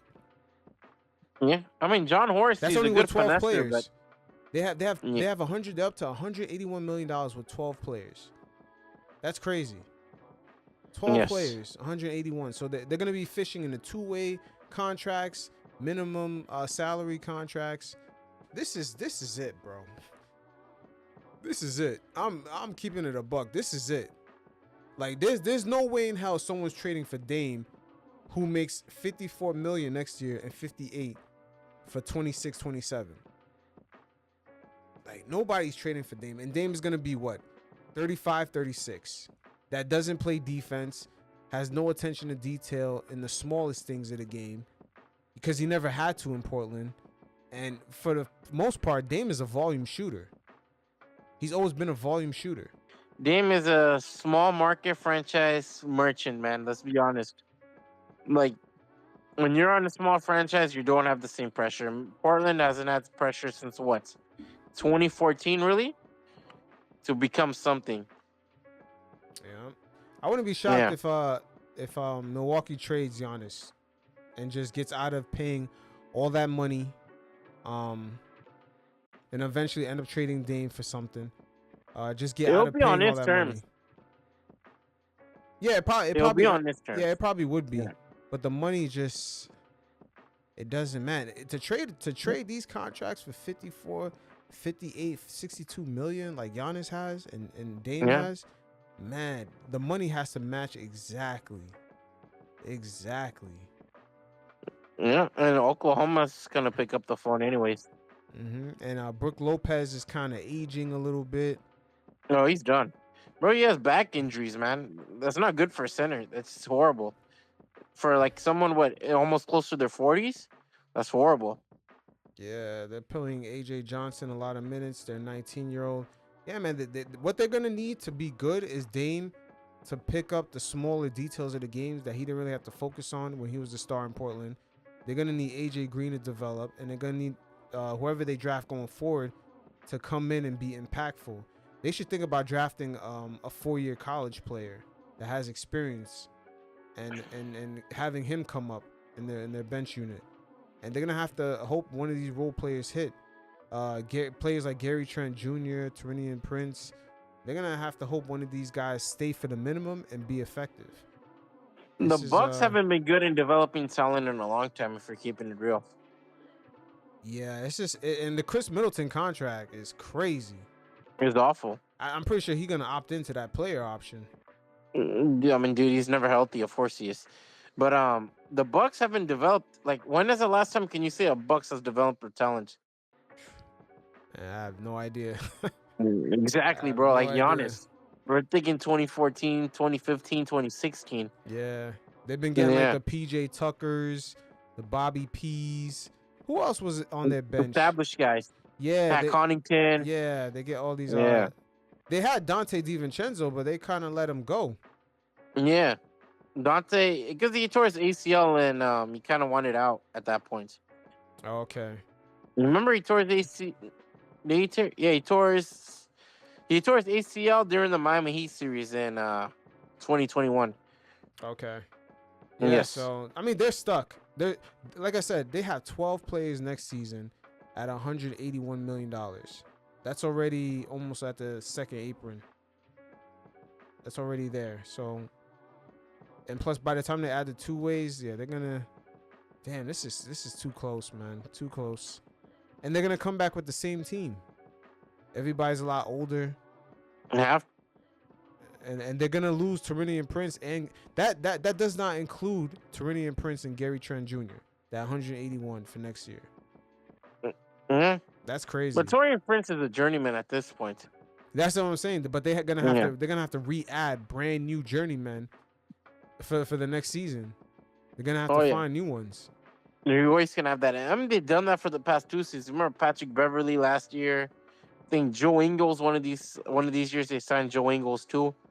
Mm-hmm. Now you're just gonna have to keep a heavy rotation, you know. Yep. And I'm wondering if ownership is gonna be willing to pay luxury tax on this. Like this season could end up being ugly for the Bucks, and the owner's gonna be sick, and he's stuck with a $193 million bill on the salary. Plus, he's gonna pay tax on that. You know, I read somewhere that the John Horst, the GM, he wanted to add Kenny Atkinson as a coach, but the ownership themselves made a decision on the coaching hire, and they went with Doc Rivers. Wow. Yeah. I've seen that too. The GM is people are talking above his head.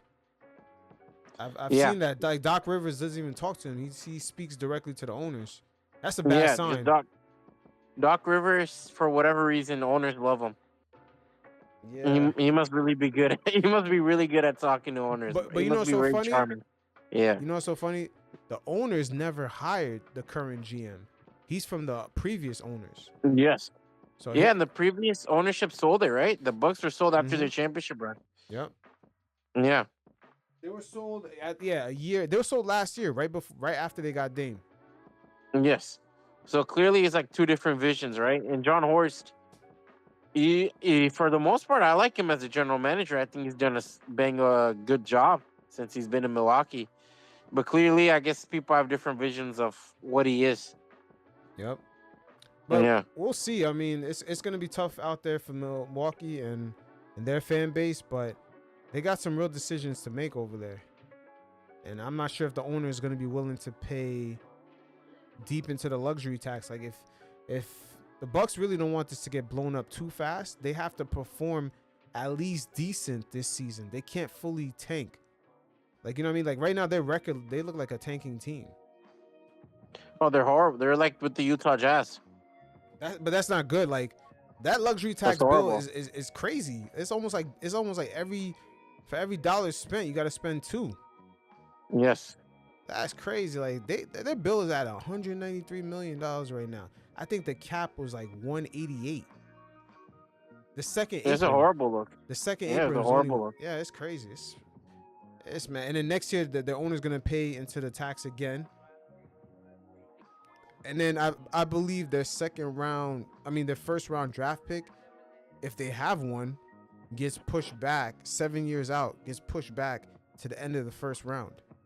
Yes. This is, and the only people that they can add to the team is players on minimum contracts. This is crazy. Like I don't know how the players agree to these new rules. But player movement is completely gone. Oh, do they screw? Like I think it was CJ McCollum, the head of the Players Associates, right? Mm-hmm. Yeah, he's fucked this year's over big time. Now I think it's also Jaylen Brown too. Jaylen Brown. I think Grant Williams also a part of it. Yeah, Grant Williams is in it. That's mad Yeah, strange. they all. Williams in it.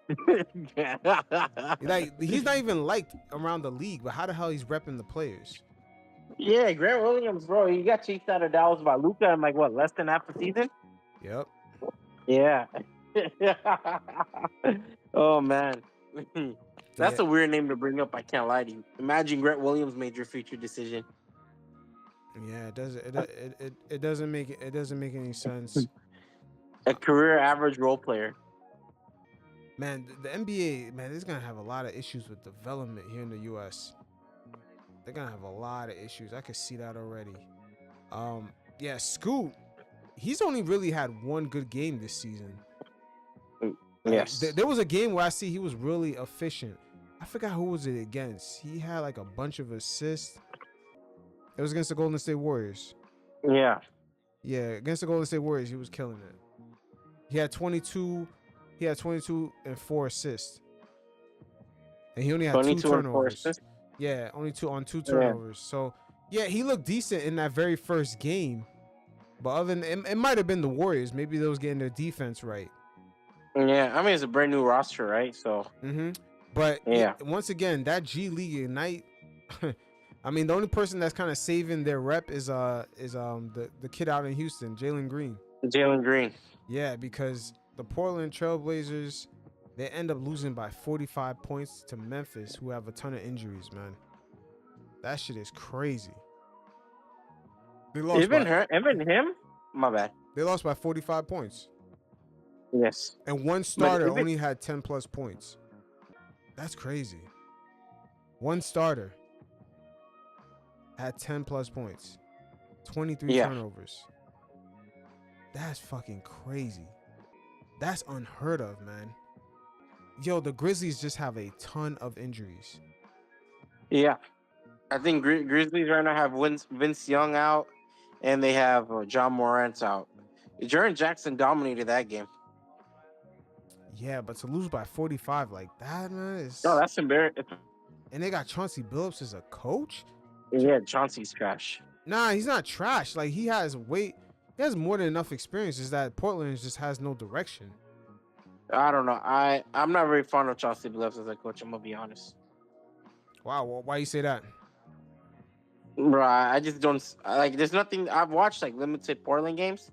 Nothing about his coaching has really like blown me away. You know, like Portland's offense is blah, and their defense is trash. Yeah, I just don't think he has the personnel, and Portland doesn't really have a direction. And remember, the Scoot Henderson pick is the reason why they wanted to let Dame go.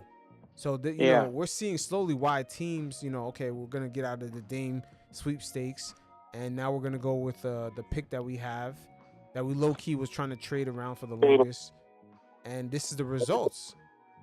I mean, dude, you missed out on Brandon Miller, right? Yeah, they did miss out on B Mill, but Scoot. I'm not gonna lie, like for an 18-year-old when he came in, that dude looked like a linebacker, man. I'm not gonna lie. Yeah. If he translate to the NBA, he's gonna be a beast.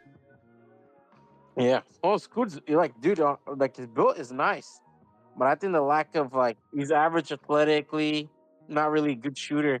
It just kind of hurts his development, you know. Yeah, and the G League Ignite might be part of that. That. But let's take a look at what Chauncey Billups had to say after they lost by 45. He was tight. He was sick. Embarrassing, to be honest with you. We was soft as hell the whole game. Nobody really fought. It was just embarrassing for everybody, That's just not who we are, It really isn't. There's no excuse for that.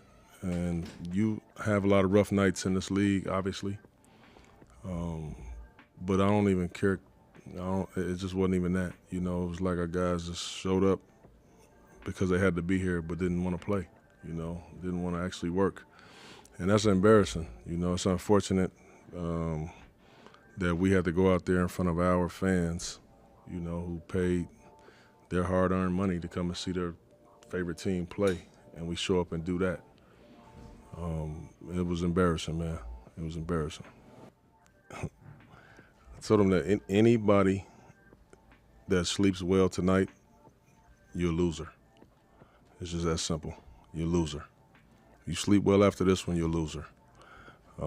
So that's how I feel, and I mean what I say, and y'all know that. And so, we'll move on.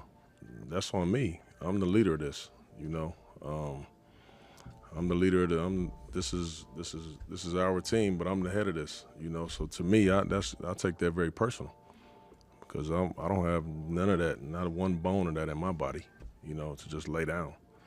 So that's on me. I got to be better. I'll have them a little more prepared next time, but obviously that's a rough one. They all were terrible, other than I appreciated Delano's effort. At the end, Roops' effort. At the end, Bari, those guys came in. They played as hard as they could. But for the most part, everybody, they all suck. Is this a game where you want? Damn, that shit's crazy. He named a couple of plays and said they all sucked. My God. I can't lie. Chauncey cooked on that one. Jesus. But yeah, the Blazers, even this year's draft pick, Yeah. they had a few. They traded Malcolm Brogdon in the 14th in the 14th overall pick to the Wizards, and they got a forward. They got the center. Yeah, the center, the 7'2" center out of Connecticut. Yes. Was it Donovan Clingan? Donovan Clingy, I believe his name is, right? Yeah. So he's a shot blocking, rim protecting center. Yeah, they're super young. Do teams know when to move off of certain players? No. Yeah, I feel like sometimes they hang on a little bit too tight. Yes. Way too tight. Yeah, I'm not saying for them to move off of Scoot, but they might have probably should have looked to draft another like wing player. But I think what the problem with Portland, like you can correct me if I'm wrong, they're just drafting one of each of every like position, and like just skipping over like good players, like genuine good players. Yeah, because after what they seen from Scoot and how the G League Ignite players really took a minute to translate. I mean, in reality, the only player that really translated and started translating now is Jalen Green. But it took him like what 4 years? Like we're looking at a fifth year player, I believe. Yeah. Or he's entering his 4th year now. I think he might be in his 4th year. I'm not sure, but Jalen Green, I mean, he was scoring points or doing whatever, but he was kind of playing more like a freestyle, playground version of basketball. I mean, like translate in a winning style or like a more efficient style, like inside of a framework. But build ups, but the G League Ignite, we see like Kuminga, he's part of that class, and he's struggling on the Warriors. Matter of fact, he came off the bench the other night. Like he got Steve Kerr playing like 12 guys. Yeah. Like that shows you like there's a disconnect. They don't even want to give him an extension. Bro, Kuminga himself had to come off the bench at one point. Yeah. I was watching the Pelicans game. Mm-hmm. And they had him come off the bench for Buddy Hield, I believe. Oh wow. Yeah, Scoot still has 2 more years left on his rookie scale contract. Yes. On top of this year. So yeah, still has 2 more years left. Yeah, it's a weird thing. Sometimes franchises, they should test, some of their star players, quote unquote star rookies, I should say. Yes. They should test them by getting another wing player and making him earn those minutes. I don't know. Sometimes a franchise, they just don't know when to pivot. They just don't really know when to pivot. Yeah, Scoot is getting a lot. Scoot is getting like 25 minutes a game, though. Yeah. So, man, if they draft another player, it'll put the pressure on him to earn, 100%. those minutes. But at some point, the Portland Trailblazers, like, if they were a smart franchise, which I don't know if, like, let's be honest, Portland's track record with this new front office has them in the best. With the new front office, if they actually play it smart, they would trade Scoot Henderson the moment they see another player be better than him in this next year's draft. Because I think next year's draft, it's expected to be a decent draft, like a pretty noteworthy players. Mm-hmm. So like you would try to bank on maybe getting Cooper Flag or some other guy to hopefully fill that spot in. Yeah, Scoot, he just, as from the field, he just averages like almost a little under 40%. Dude, he's it's hard to even say he's an NBA player, bro. Like, I understand. He's definitely an NBA player. It's just like, wow, man. A lot is not translating. I mean, if he's a role player, that's good for him, bro. By all means. But, like, dude, for a top 3 player, right? And a lot of people calling you, like, possibly the first overall pick is very questionable. Like, what the fuck? Yeah, you know what? I'm not shocked they called him the first overall pick because of his build. A lot of like us NBA viewers, we don't realize the scouts. There's a lot of eye tests. Oh, look at the way he's performing in this training, or going through this practice. Look at his body build. Look how high he jumps. A lot of them really judge players off of that.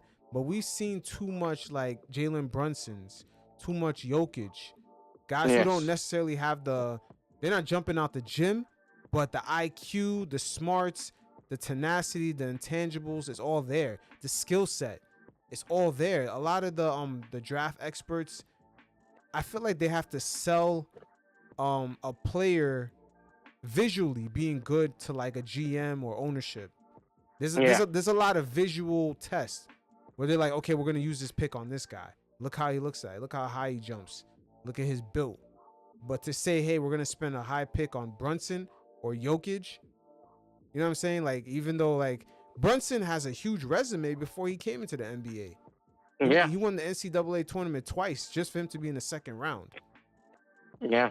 You know what I'm saying? So clearly there's like a eye test that gets too relied on, which is the physicality part.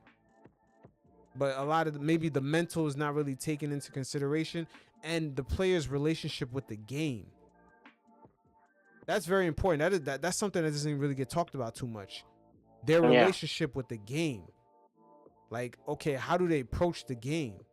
Do they try to understand it from more like a Kevin Durant or Kobe Bryant approach, where they like sort of try to break the game down, understand its history, understand the nuances of it, how to change, you know, who brought in certain dynamics, how can they take those dynamics and elevate it. There's certain guys that think about basketball in those terms, but other players, they're just like, hey, I was athletic, my Instagram followers went up, I got an NIL deal, and now I'm here. Like there's players entering into the league like that.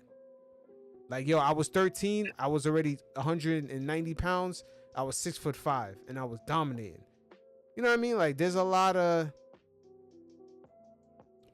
things beyond the eye test, but I feel like they rely too much on the eye test, man. It's Scoot Henderson, man. It's just wow, yo, for what he's doing, man. The minutes he's getting, there's no pressure. He got no pressure over there. Oh, dude, it's an open-end franchise, you know? Yeah. A lot of his peers, they have a lot more pressure because, like, you know, when we look at, for example, Victor Wembanyama, now he has to be that generational star we ever seen. You know, when we look at Brandon Miller, the expectation now is him to be that perfect guy next to LaMelo Ball. So there is pressure in those teams, right? But there's no pressure in the Portland Trailblazers to be anything. Like, you would expect him to make that identity. Yeah, I mean, Scoot is still young. He's still young. You never know. Things could start to translate, and he could find his bag in the NBA. Maybe his bag in college was scoring or something else on the offensive side, but maybe his bag in the NBA, yo, I could lock up these forwards. I could play the OG role. Like, you never know that. Like, even though he's kind of smaller at 6'3", but he has like a good build on him. Maybe he could lock up guards. But OG's a lot more athletic, no? OG's a lot bigger. He's a lot bigger. Scoot's a bigger real and guard. Stronger.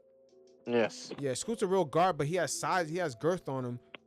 But he's got to find his NBA bag and get rid of his identity before he came into the NBA. I feel like that's Cam Reddish's issue. They didn't shed their identity before they got into the league. Because I used to see Cam be like, yo, they need to give me the ball and let me cook. It's like, yo, bro, you need to find your bag in the NBA. Like, yo, your bag might be, hey, I can use my size to defend the 1 through 3 position. Yeah. And then I could work on my 3-point shot, and then I could work my way up from there. I felt like he came in with a certain mindset of saying, yo, let me get into my bag so I could average like 20 points. Instead of like, yo, they need me to do this. Let me use my size. Let me build myself into the system, you know? Yeah, build your game into a certain point where it's undeniable. Like, they see Cam Reddish, oh, he's gonna lock you up in multiple positions, and he's gonna make threes. That way he could stay. That can guarantee he's gonna stay in the league, and then he could work on making his bag other things in the NBA. But I feel like, you know, sometimes Cam, he got too stuck on being what he was before he went to Duke. Yeah. Yeah. So even in Duke, he never really adjusted into like playing off of Zion and RJ Redick. Yeah. RJ Barrett. And that's why I say he got stuck into what he was before he went there. Because I'm just like, he must have been something crazy to see Anthony Edwards talk about him like that. But a lot of guys, they get stuck on that. They expect to be that same guy in the NBA. Like, I think Dennis Smith Jr. too. he kind of got stuck into that like high flyer scorer. Yeah, when and he once Luka came, he got stuck. Yeah, he got stuck. Yeah, because that's his identity. A lot of older NBA players that kind of train the younger generation. When you see them speak in these training camps, I seen Draymond Green say this to players. He's like, "Yo, you just score." He's like, everybody could score. He's like, you get into the league, they may ask you to do something else. Are you gonna fit your game into that? Yes. Yeah. He's like, how the fuck are you gonna stay in the NBA? He's like, you How gotta do you find build your your way. game around Steph Curry? You know. Yeah. Yes. He's like not every. He said too many of the young players' identity is attached to scoring. And he's like, and Draymond was telling them it's so easy for them to take that shit away. Then what's your identity after that? You're nothing because you never built your game. Yeah, he's like, you're out the league. You're out the league. And Scoot has a lot of already God-given, physicality given to him. He should be an NBA player that has a 10+ year career. But is he tied to, yo, I'm scoring a lot of points and I'm G League Ignite, you know what I'm saying? I'm AAU Scoot Henderson. Yes. I'm overtime Scoot Henderson. He need to shed that shit. That's not who he is in the NBA. That's not his identity. Yeah, it's a flaw, man. It's a flaw. We've seen a lot of players go through that shit, man. Like over the years, like it's a lot of players go through it. You hear about what they did in college, and that shit don't even translate. Dude, it's hard for it to translate, you know, because like I said, you have to really play into it. If you don't buy into a system or you're not developed into a system, you get stuck. Not that that's the problem with the NBA, right? A lot of these guys come in 19, 20 years old, and they're not really exposed to like a system that's not predicated towards their game. Yep. And there's no reason why the 3rd overall pick should be losing to Memphis this bad. It doesn't matter. Like, he could lose to Memphis, but you can't be losing to Memphis by 45, man. 45 against a team that's missing like 4 key guys. Because nowadays, like the 3rd overall pick is declared to be a superstar in the league. But also, man, let me add this: maybe the 3rd overall pick is a curse. You think so? Oh, dude, look at Jabari Smith Jr. in Houston. Yeah, what's going on with Jabari? Yeah, dude, I don't know. I thought he'd blow up this season. Me too. But he's not. I feel like at this point, Amin Thompson probably took a lot of his expectations now.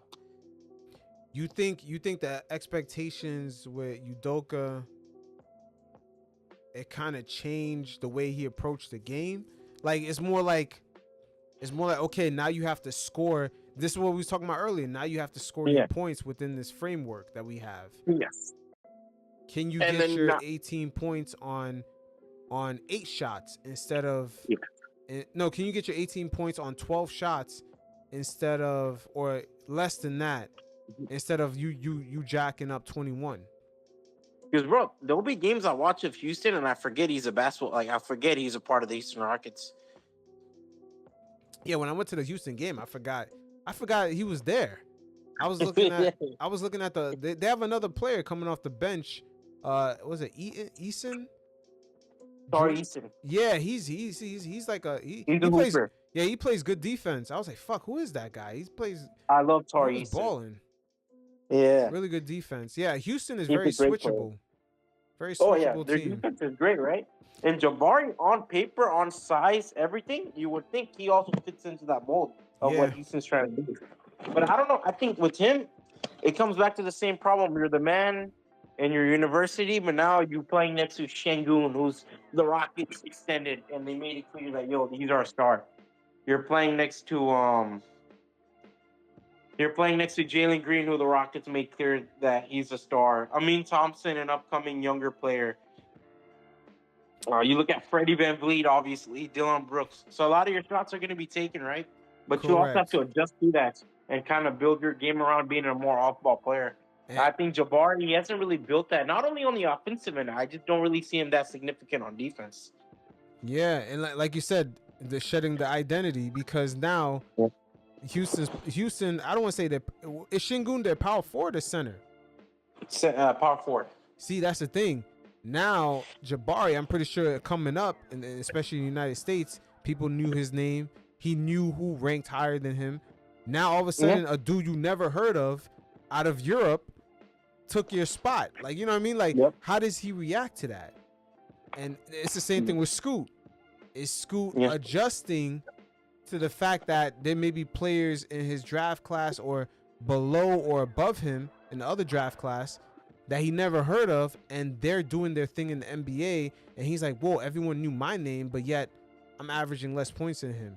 I'm getting less minutes the man than him. anymore. Yeah, it's like, can they adjust to that? And that's my problem with we were talking about earlier with the overtime and those type of social media brands. They're building up these false characters into these young kids before they get to really even prove anything. You know, at one point, Jabari Smith Jr., at one point, he was considered like the Cleveland first overall pick. You know, it took until the draft night for Orlando to change their decision. Wow. To go with Paulo Banchero. And Paulo Banchero, obviously, he's become a star. It's like a borderline, like soon to be all-star in like 1 or 2 seasons, right? And you obviously look at Chet Holmgren, who probably had a lot more pressure being into a star, and he's turned into one. But with Jabari, it seems like, third year coming in, you kind of like figure out a player, right? Because Jabari, I kind of view him as an experimental guy, good body, everything. You kind of expect like a player to figure it out. But him, I don't know. I feel like he hasn't really figured it out, then become a noteworthy guy. It makes sense now. Now you said it like this. Think about it. They projected him to be the #1 overall pick. Everyone knew his name. He should have been on top of Paulo, but instead Paulo gets chosen. Now Paulo gets to 35 minutes a game. He gets to average all these points, and now he's stuck behind Şengün, a player he never heard of. And can he shed that fucking identity? This is the issue right here. This is the issue. Like, these dudes are going through like psychological, I don't want to say psychological damage, but they're going through like multiple deaths.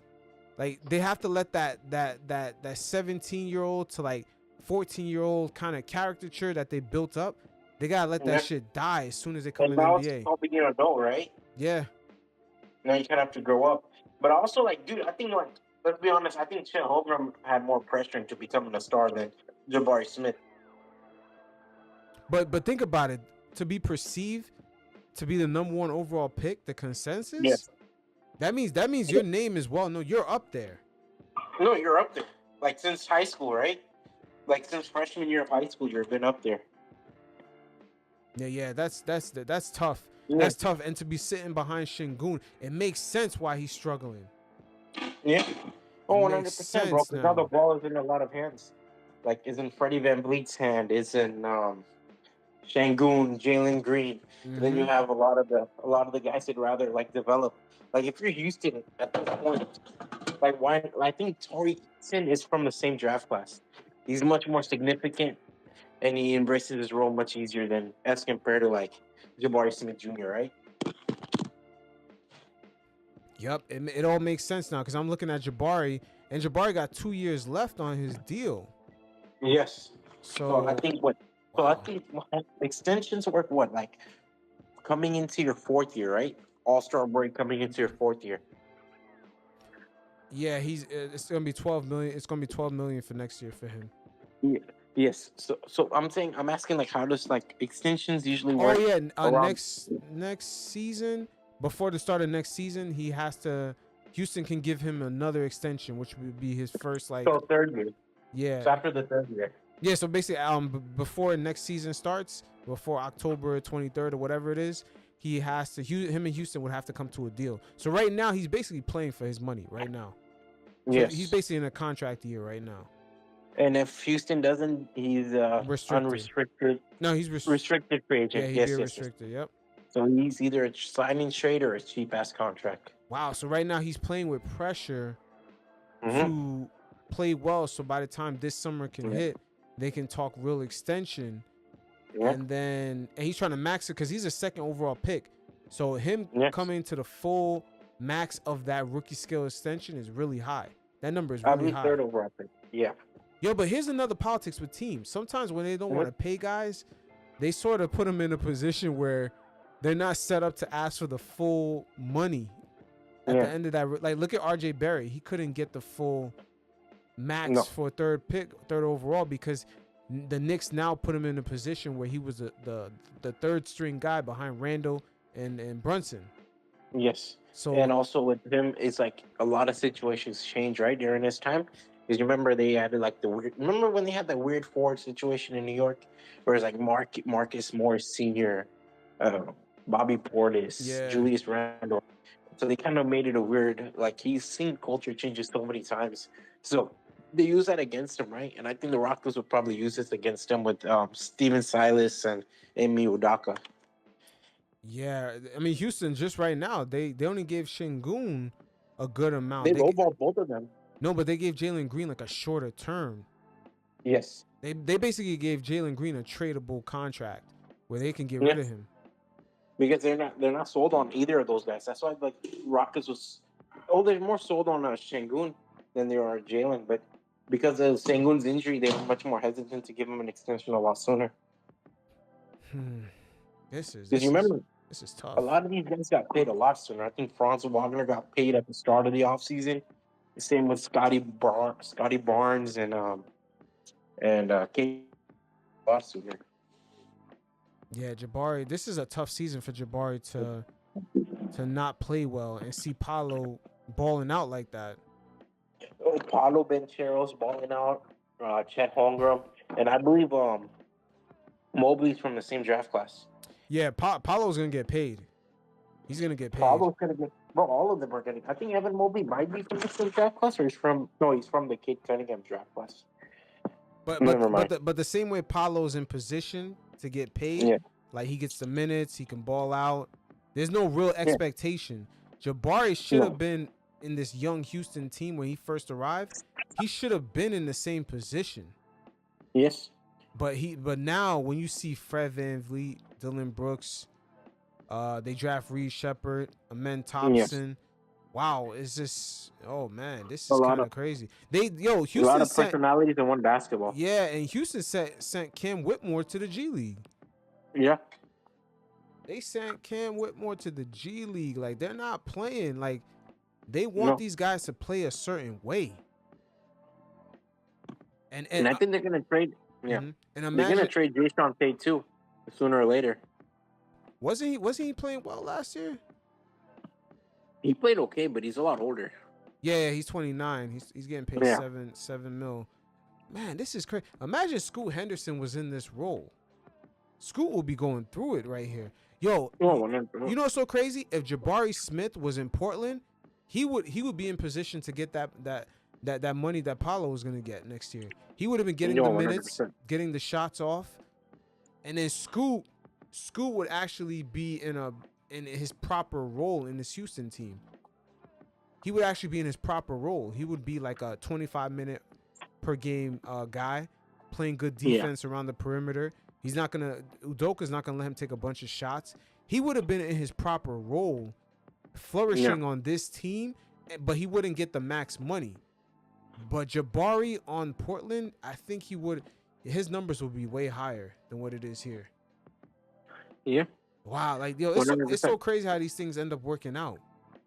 And he's not a bad player by any means. Like Jabari is a good player, but I think like from his peers, right? You look at Chet Holmgren and Paolo Banchero. He has not reached up to that level, and I just think his game is very limited to reach to that level. Yeah, this is man. A lot of this comes down to luck, man. A lot of this comes down to luck. Like this is kind of crazy. Jabari Smith is on a crowded early 20s team. There's a lot of guys over here. A lot of guys. But yet Scoot has all the opportunity in the world, but his talent is not translating. No. Well, it might take him maybe it takes him next year, who knows, right? But as of right now, as it stands, it hasn't really translated, and it's kind of hard for it to translate. I think a lot of it's like the Ignite program on paper is good, but dude, I feel like in order to really get NBA ready level, it's kind of difficult, man. It seems like a lot for them is a lot more difficult. Like trying to get their game together and trying to understand like what their strengths are, what their weaknesses are. Mm-hmm. Yeah, Because until then, I feel like a lot of them are like volume shooters. Yeah, it's kind of Yeah. it's kind of unique circumstance. I'm wondering if their agents now, like these brand new agents that are dealing with these players come off of NIL, if entering the NBA draft, they avoid talking to certain teams. Yeah. Because the position the player is gonna be on contract renewal. Like going into when Jabari Smith went to the Rockets, they were in a position to stay young. But I think that something happened when he got drafted.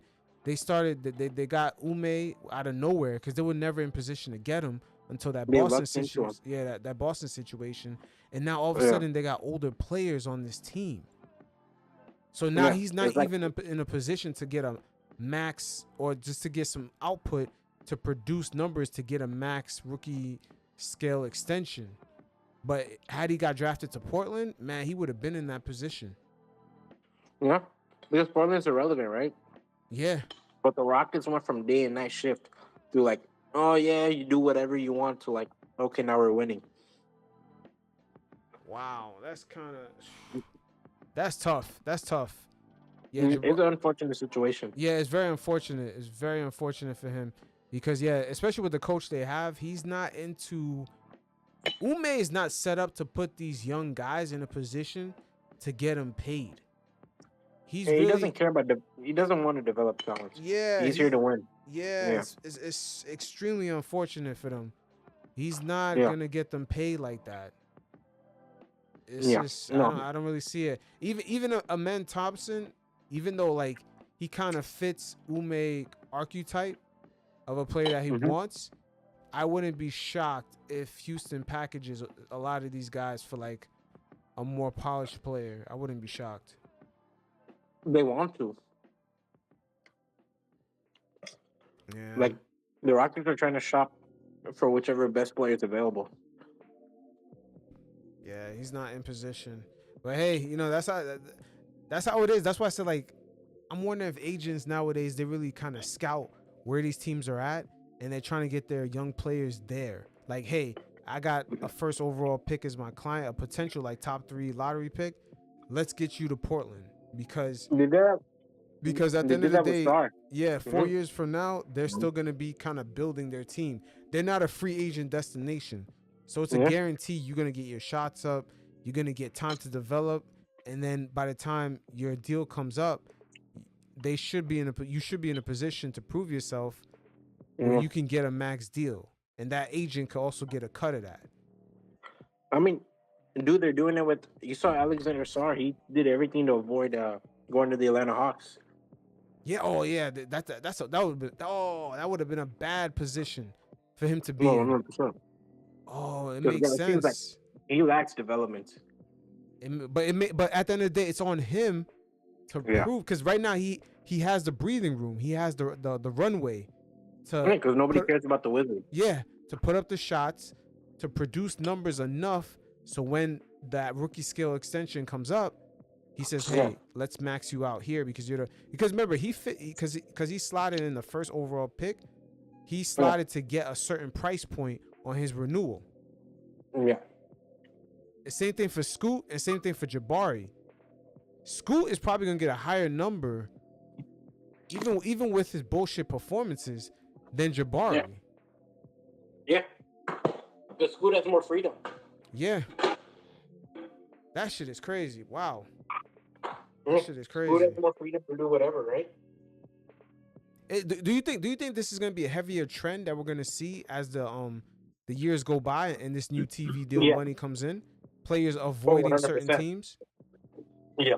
If you're not a clear-cut star, like out the gate, like Banchero was a clear-cut star, right? Mm-hmm. We can all agree on that. Victor Wembanyama came in hot. I remember Zion came in hot. Ben Simmons came in hot too. I can't lie to you. I know like we like to make fun of him, but he kind of came in hot. Donovan Mitchell. But if you're a player that like needs 1 or 2 years to like actually become a good player, you would want to avoid a situation like the Atlanta Hawks. where they're just like a playing team looking to add more talent to become a playoff team. Correct. And that's also kind of dangerous for that French kid. But he has a skill set to get paid, but he's solid. Yeah, and I'm not gonna lie. He's but just I think young. He fits a lot better with the Atlanta Hawks. He's a good off-ball player, and like this whole draft is full of role players, right? But I think Sarr is much more of a raw product. So if you're Alexander Sarr's agent, you would do anything to like make sure that your guy like reaches full potential in a team like the Washington Wizards. Yep. Because the pressure is not on him to be a star, right? In Washington, the pressure is on like Kyle Kuzma and Jordan Poole, the veteran and guys who won a championship before. The Brooklyn Nets were in line to tank completely, and because they have a lot of assets coming in to this year's draft, and they even signed Killian Hayes at a point to complete the tank. But I don't think he's on the team anymore. But Bro, Ben Simmons having good games. Ben Simmons is now coming off the bench. That's very interesting. Yeah. But check this out. They got a first round pick for 2025 from OKC, Houston, or Phoenix. They got one from New York. They got their own. They got one from Milwaukee, another first round pick for 2025. Wow. They're set up. They got 4 of them. Yeah. They're set up for the future. Yeah, they are really set up for the future. They got a first round. They only got one for next season, 2026. And then 2027, they got 3 first round picks. Oh yeah, so yeah, they're stacked. But for 2025, they have 4 first round picks: Milwaukee's, Knicks, OKC, Houston, or Phoenix. They get to choose, and they have their own. So, them, putting Ben Simmons on the bench, having him come off of that. Do you think that they're ready for tanking, ready to go full tank? Even though they've been playing well, it kind of started off real interesting. Bro, I can't lie. I think they're ready for full tanking while letting Cam Thomas, Cam Johnson, Dorian Finney-Smith, and Ben Simmons increase their value. Because Cam is hooping. Yeah, Cam is hooping. You think they're just gonna get rid of all of them at the same time? Yeah, I think eventually, like slowly but surely, they're gonna get rid of them. Like I wouldn't be surprised if Johnson gets traded or Dorian Finney-Smith in this year's midseason. It's amazing how Cam Johnson went to Brooklyn and completely disappeared off the face of the earth. Yeah. Usually that happens when you go to Detroit. You would think like a bigger market would make him a more noticeable name, but he's solid. I still think like I watch him once in a while. He's all right. That's because the Brooklyn Nets don't really have a fan base. People nobody don't know that unless you live in New York. They don't have a fan base. And the Suns are, for whatever reason, people don't like to acknowledge your Suns fan base is pretty big. Yeah, it is. It is. The Suns and the Nuggets are low key like they're like the Rock and Stone Cold. Yeah. The Nuggets and Suns, that beef between those two fan bases is like the Rock and Stone Cold, man. Yep. Like those two, like the Suns fan base is very vibrant. So a lot of people cared a lot more about Cam Johnson and Mikal Bridges. Because even Mikal, that one year he died. Like I forgot what he did in Brooklyn. Like honestly, it was a blur. Yeah, it's just the Nets. They're not. They don't really have fan base like that. Mikal said he played for the Nets and he had no idea there was a bunch of New Yorkers in Miami. Like when he played in the arena, he said he never felt it, and then he didn't know that because he was talking to Jalen and Josh Hart on their show in the podcast, right? Yeah, I think we talked about it in one of our early episodes, like way back. Yeah. So he actually spoke on that, and then he was shocked that he's like, wait, when you guys go to Miami, there's a lot of Knicks fans there. Like he didn't know that. And I was like, bro, the Nets really don't have a fan base. There's nothing but New Yorkers in Miami. That whole arena should have had Brooklyn fan base. Like most of the people in Miami are from there. Yeah, it's like they should have stick to New Jersey, but I think New Jersey, I think they failed on a new arena, right? Where Brooklyn was able to swoop in and give the Barclays since they were going on that gentrification project. Yeah, it's unfortunate, but the Nets, hey, I'm happy for them to restart. They got all these first round picks, draft homegrown talent where everyone knows, hey, this player, he's been introduced into the NBA world as a Brooklyn player. The Nets, that's one thing they really overlooked since they moved over there. Draft guys where people associate their name to Brooklyn only. Stop getting guys from other places. The only All-Star they ever drafted since their time of being a franchise is Brook Lopez. Yeah, but he's not gonna. He's a center. He's not moving needles. Yeah, he's not gonna move the. But did he play for the Nets though? Brooklyn Nets, New Jersey Nets. New Jersey Nets. Yeah, he played. My bad. He played for the Nets. They should have rebranded that team too. They should have been the Brooklyn something else, not the Nets. Yeah. Also, what else? Oh yeah, credit to Dennis Schroeder. Great season too. Yo, are they gonna trade? He's gonna be a nice little asset. Yeah, but I just hope anywhere but the Lakers. For whatever reason, he always finds his way back. Yeah, he needs to get paid. He deserves that. He deserves it. Yeah, he's been a journeyman for a minute, and he's been a consistent point guard for a lot of his career. Yeah, that's what the NBA does. Sometimes they find a way not to pay guys low key. Shit, they didn't want to pay Michael Jordan. They got sick of paying Michael Jordan at the end of this shit. Yeah, and that's Michael Jordan. That's the GOAT. Yeah. And also, Jordi Fernandez, he's a good coach. I gotta give him credit too. Yeah.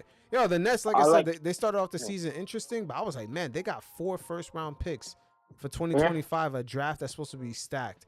I know I know they're about to turn on the tankathon throttle right now. Oh, they're gonna turn it on like December, January, you know. Mm-hmm. Yeah, but dude, I can't lie to you. I think I was watching Brooklyn. For a bad team, they played well. Like their chemistry, you would think like it's just everyone getting their shots up, but they're very organized on offense. Yeah, it says a lot about their coaching.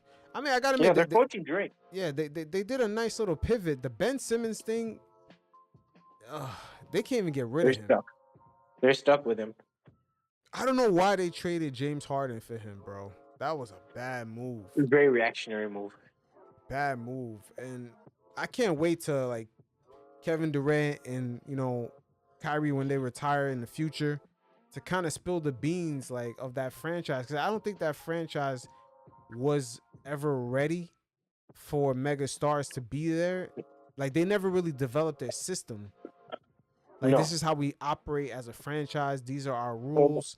That's what happens when you get rid of a coach, when you get rid of Kenny Atkinson, right? Yeah. The guy who kind of builds your identity. Now you have to start with like a coach who doesn't know how to build an identity. And Steve Nash, I think Steve Nash, like at most he's done coaching was at the Warriors as an offensive coordinator. That's not a lot.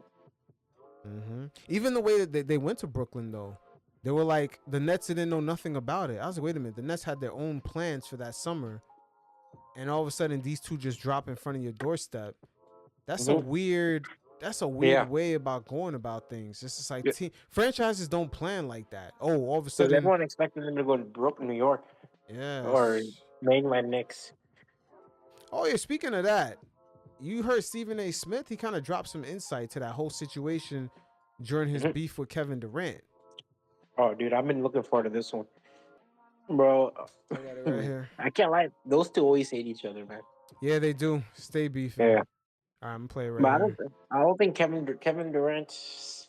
There's some journalists I've seen that he respects. Like I think Kay Adams. He frequently goes on her show. So there is like some journalists he tightly fucks with. But overall, I feel like the guy has his favorites as an athlete. I think Kevin Durant might be like. Kevin Durant is one of those NBA players for sure. Like I think he's the player that's most picky about who he surrounds himself with when it comes to questions and who he gives his interviews to, who he gives his who he feels more comfortable with. Yes. Circles, bro. I'm a clown. That why your team called me to be a part of your documentary? That's why y'all called me? Because I was a clown? It's your company. You run the show. You executive produced it. How come y'all called me? When you had the boardroom and you were sitting down to interview people one-on-one, didn't you call me to do that interview? By the way, didn't you show up on First Take?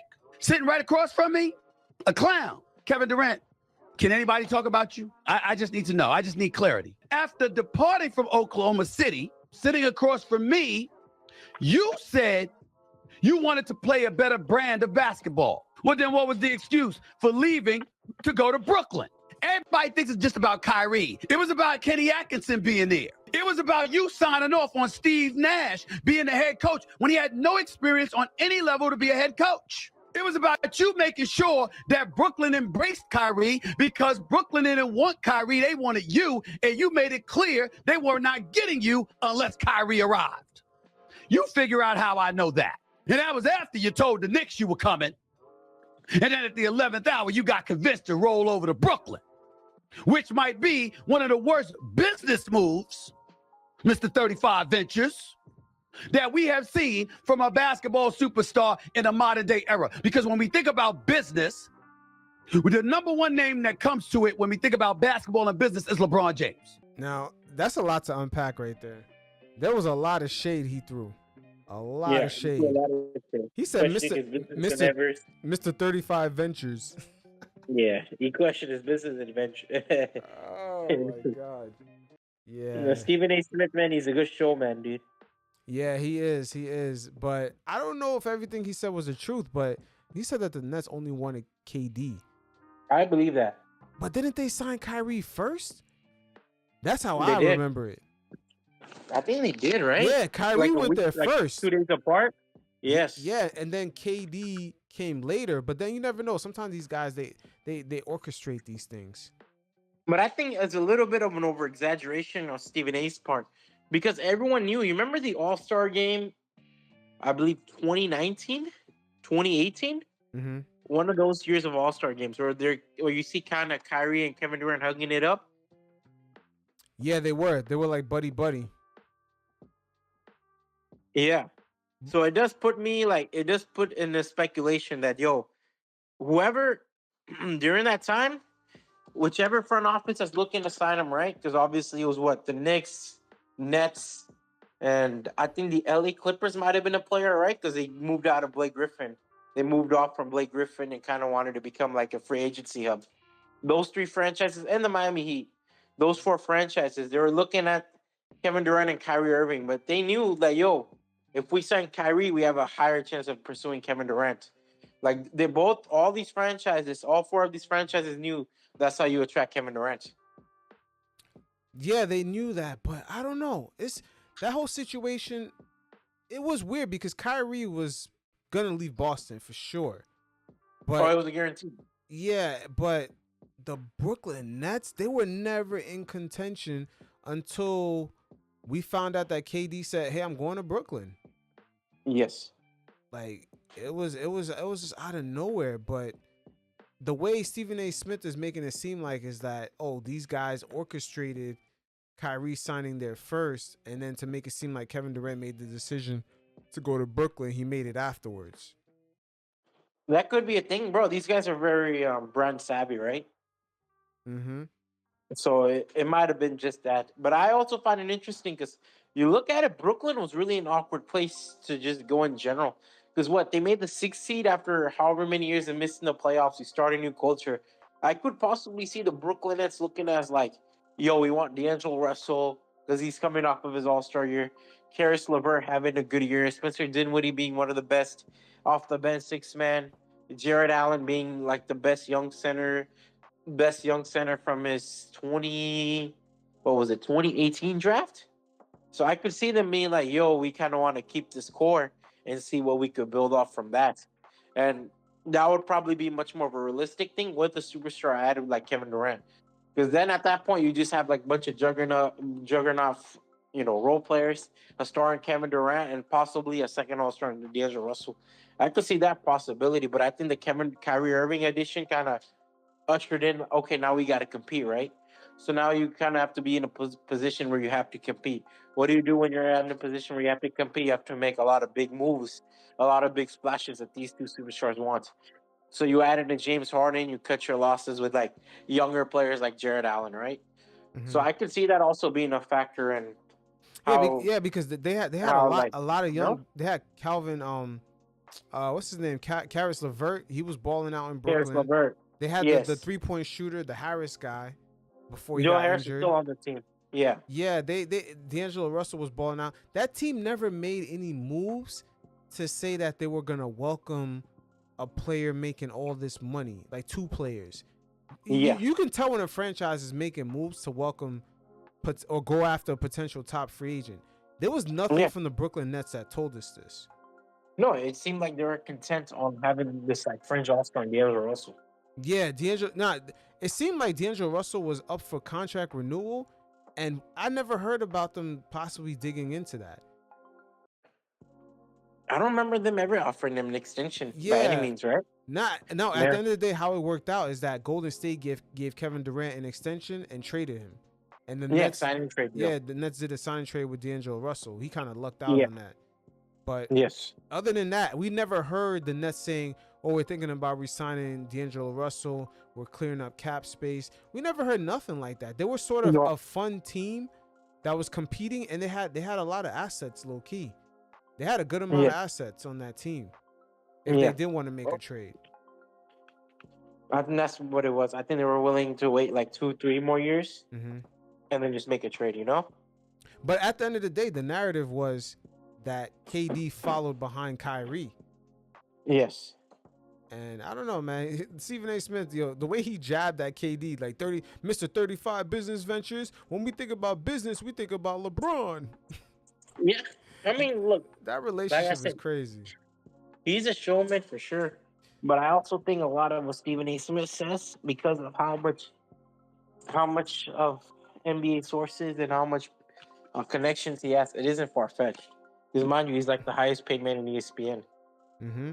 But NBA media, their relationship with the players is at an interesting place because Kevin Durant, when he did start his Boardroom podcast or his media company, he did partner up with Stephen A. Smith. They were on SportsCenter together. I mean, not SportsCenter. They were on First Take or whatever it is on ESPN together. They did a few episodes of Boardroom. It was in collaboration with ESPN. So that relationship at a point, it was symbiotic because it was beneficial to both parties. But the relationship between these guys is always in a gray area. It's almost like we're cool because we're making money, but I fucking hate you at the same time. It's always been that type of relationship. Yeah. Like, it's because the media, in a way, nowadays, it's a lot of trolling. It's a lot of, like, reaching. Reactionary takes. Yeah, it's a lot of Nick Wright type takes. Nick Wright. Yeah. Nick Wright knows, he knows what he's doing. Yeah. He's basically saying shit so you can, like, click on it. And then, but he tells like a middle line of saying, okay, but this is my reasoning. He gives a million reasons that sound like it's decent, but it's still bullshit. He's good at empty. that. Yeah, it's empty. Yeah, he's good at empty. that. Yes. But dude, like Stephen A. Smith, he's an interesting guy because let's be honest, like since Kevin Durant probably came into the league, Stephen A. Smith was top 3 biggest like personalities in talk show and sports talk show. First was Skip Bayless. And then, like, I guess Stephen A. Smith was like 2 or 3. Mm-hmm. So I think because of that, like his whole career, Kevin Durant's whole career has been followed by Stephen A. Smith and a lot of these players. So Stephen A. Smith, he does control a lot of narratives when it comes to basketball in general. Correct. So if you're Kevin Durant, so it was a wise business decision to make that kind of friendship with Stephen A. Smith. But I don't think for a minute that Kevin Durant respects Stephen A. Smith as a journalist. I think what it is he's already a big brand. He's reactionary. And people kind of like already speculate that we don't like each other. So why not make a couple bucks out of it? Mm-hmm. And these guys, they're not journalists. These guys, they're personalities. Personalities, yeah, kind of hiding behind the disguise of journalism. Like, like almost like a code of imaginary ethics. But in reality, they're in business of clickbaiting and hot takes just to, get your attention. They were journalists. Like I think Stephen A. Smith started his career in Philadelphia, right? And I believe like Skip Bayless also started his career off in Dallas or Chicago. So they do come from respectable journalist background. But obviously, I think as media changed, especially sports media, it became a lot more of how do we get reactions and clicks. So what do they figure out? I think Skip Bayless really godfathered that in, really, because you remember the LeBron James slander, Aaron Rodgers slander really became popular within like the mid to late 2000s to like 2010s. Mm-hmm. Yeah, and that really ushered it in. And you remember Skip Bayless, the FS1 contract was fucking gigantic. Yeah, it was. He helped kind of Yeah. build that up into Yeah. the name with the Undisputed. But that was a good Yeah. deal back then. But it's funny because the landscape now, it changed. It's a little different.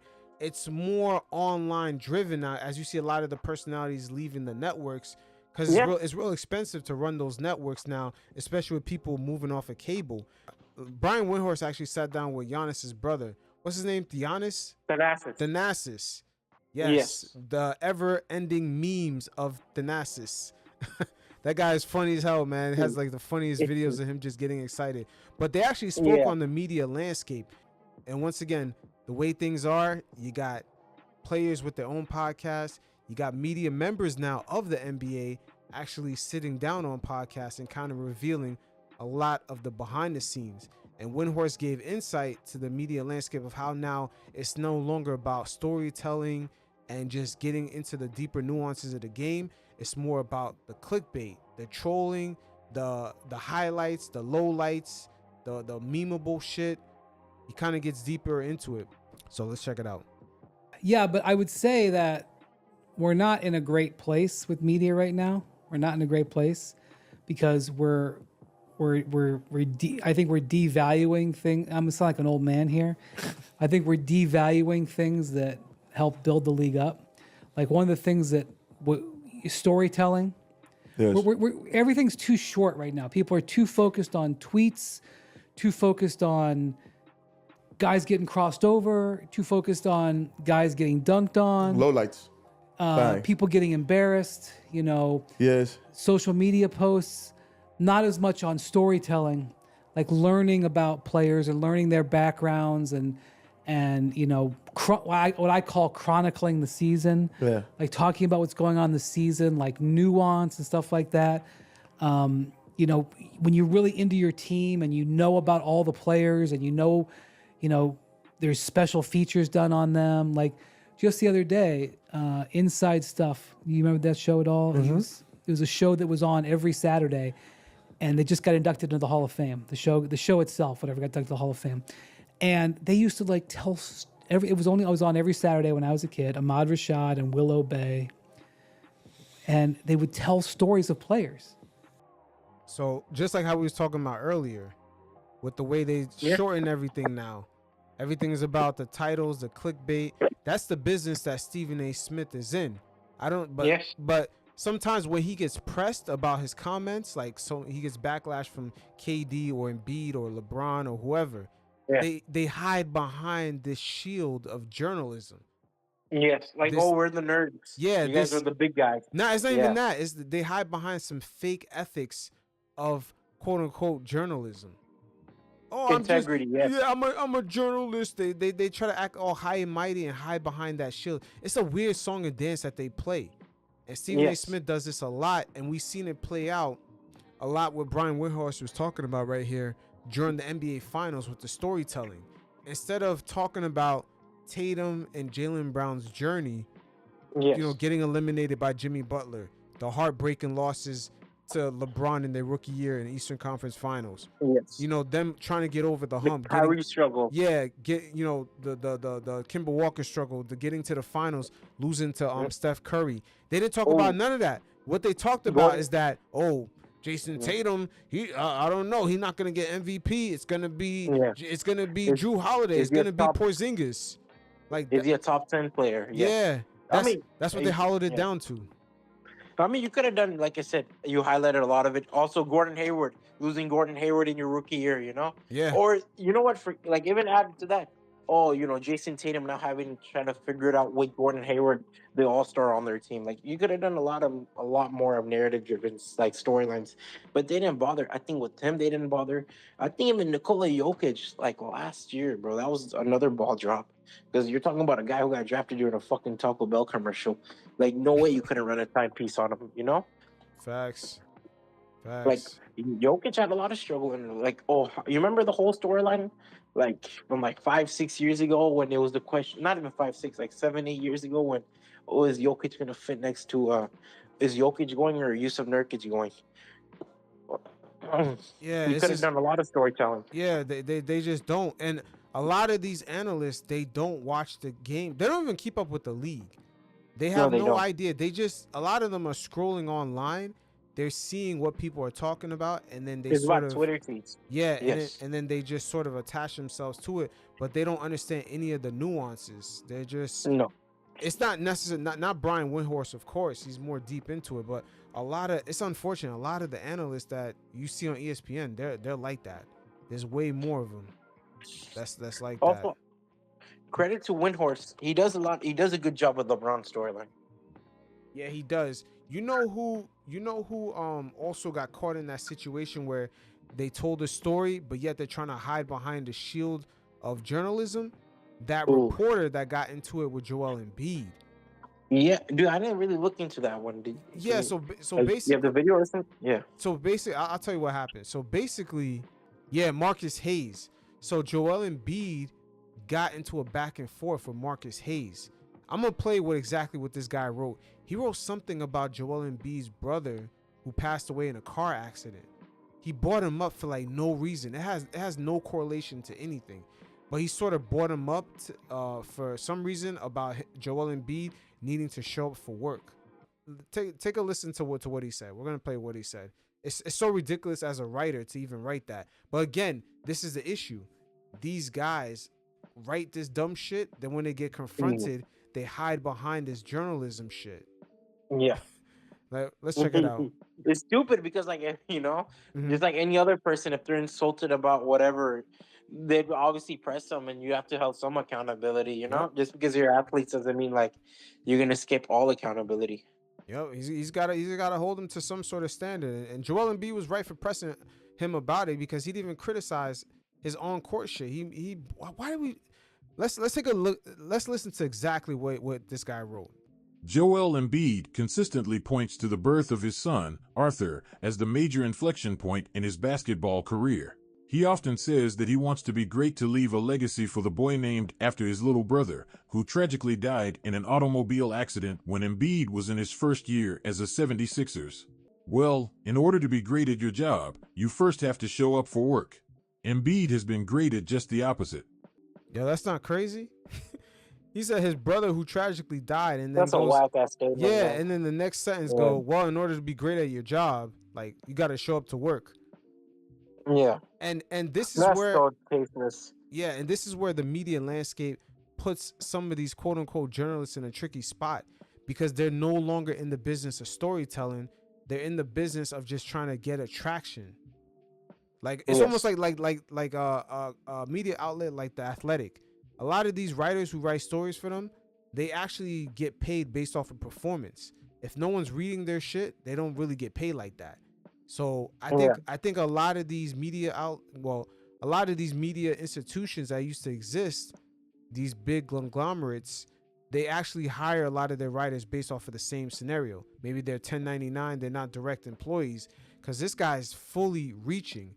And Joel Embiid confronted him in the locker room. Basically, Joel Embiid confronted him in the locker room. They went back and forth. And then Joel Embiid said, the next time you bring up my dead brother and son again, you're going to see what I'm going to do to you. You're going to have to live with the consequences. And then Hayes tried to apologize. Embiid didn't want it. And then Embiid says he doesn't care about the media. And this dude responded, but you do. These guys be thinking that they're so important, man. Yeah, dude, they're way over their heads. Like, bro, you have a job because of these athletes. Exactly, man. And the audience doesn't necessarily care too much unless your storytelling is really good, man. They want to tune in for another player's story. That's how you build up credibility with the audience. You just don't troll the player. This guy says, but you do care about the media. That's crazy. And then Embiid, after he said that, Embiid kind of pushed the guy back and forth, and then people separated them. And then there was a security guard in there. He told people right away, he told media members right away, don't report this to anyone. This shit is kind of crazy. But the guy is out of line, man. Yeah, he is out of line, and he doesn't seem like he's sorry for it because he knows, bro. It's part of his business. My bad. But dude, he also knows that if a guy close to 300 pounds, 7'3" guy kicks my ass, you know what I mean? Like you can flip that into your benefits. Yeah, exactly. But you know, what's so funny. the Philadelphia 76ers still allowed a guy to be in the locker room after all No, this. you should be bad. Yeah, afterwards. I'm shocked about that. Like, his media pass wasn't revoked or anything like that. He's still allowed to be there and cover the team. He should be banned. Because what the fuck? That's your franchise player. Yeah, this is a weird scenario that's playing out with Embiid. Again, the media, they're in the business of sort of, and it's not their fault, the media members, but they are in the business of sort of trolling. The way I've seen them cover the league. They sort of troll a little bit anymore. Yeah, they sort of troll a little bit, but try to hide behind journalism at the same time. And so some of them do it, not all of them, but some of them do it. Yes.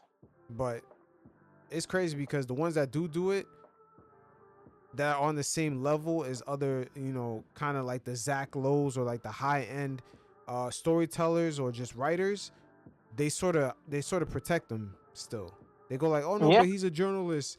Like if the reaction to this story is a lot of media members throughout the NBA, they're very defensive towards the guy that wrote the article. They're giving him a lot of bail. Bro, it's one thing to criticize the athlete, right? But dude, like his brother's dead and his son, they're not basketball players. They're not public entities. What's the point? Yeah, it's just... it's just shit. Yeah, I mean, the article don't even make sense. You mentioned his dead brother and son and legacy. Then next minute, you tell the guy to show up to work. Like, yeah, what does that got to do with anything? Yeah, it really doesn't. You could have just said like, hey, he needs to show up. His team needs him. He could have did that. You could have did all that without mentioning the guy's son. You know what I mean? Like if he said, "Oh, I'm like a top 5 best player in the league," then you make that argument like, "Oh, at least show up to work if you're gonna make bold statements." Yeah, but this is what Windhorse was talking about.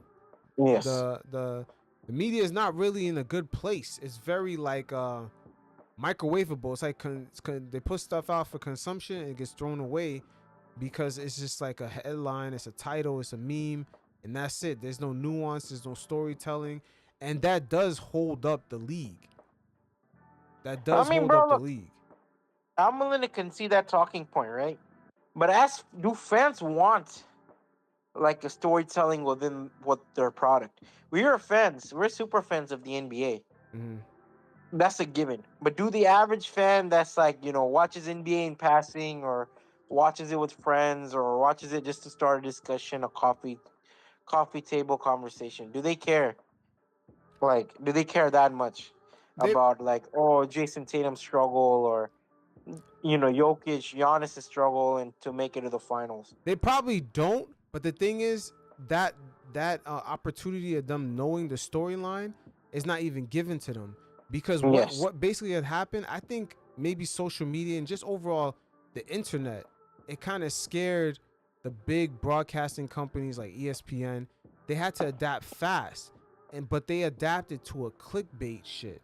They didn't necessarily adapt to the storytelling. You could just post it online now. You could have the whole discussion about it through some message boards, maybe even on a Reddit. Maybe ESPN could have had a Reddit thread where they actually controlled it, like and they talked about it and put it on SportsCenter or put it on First Take.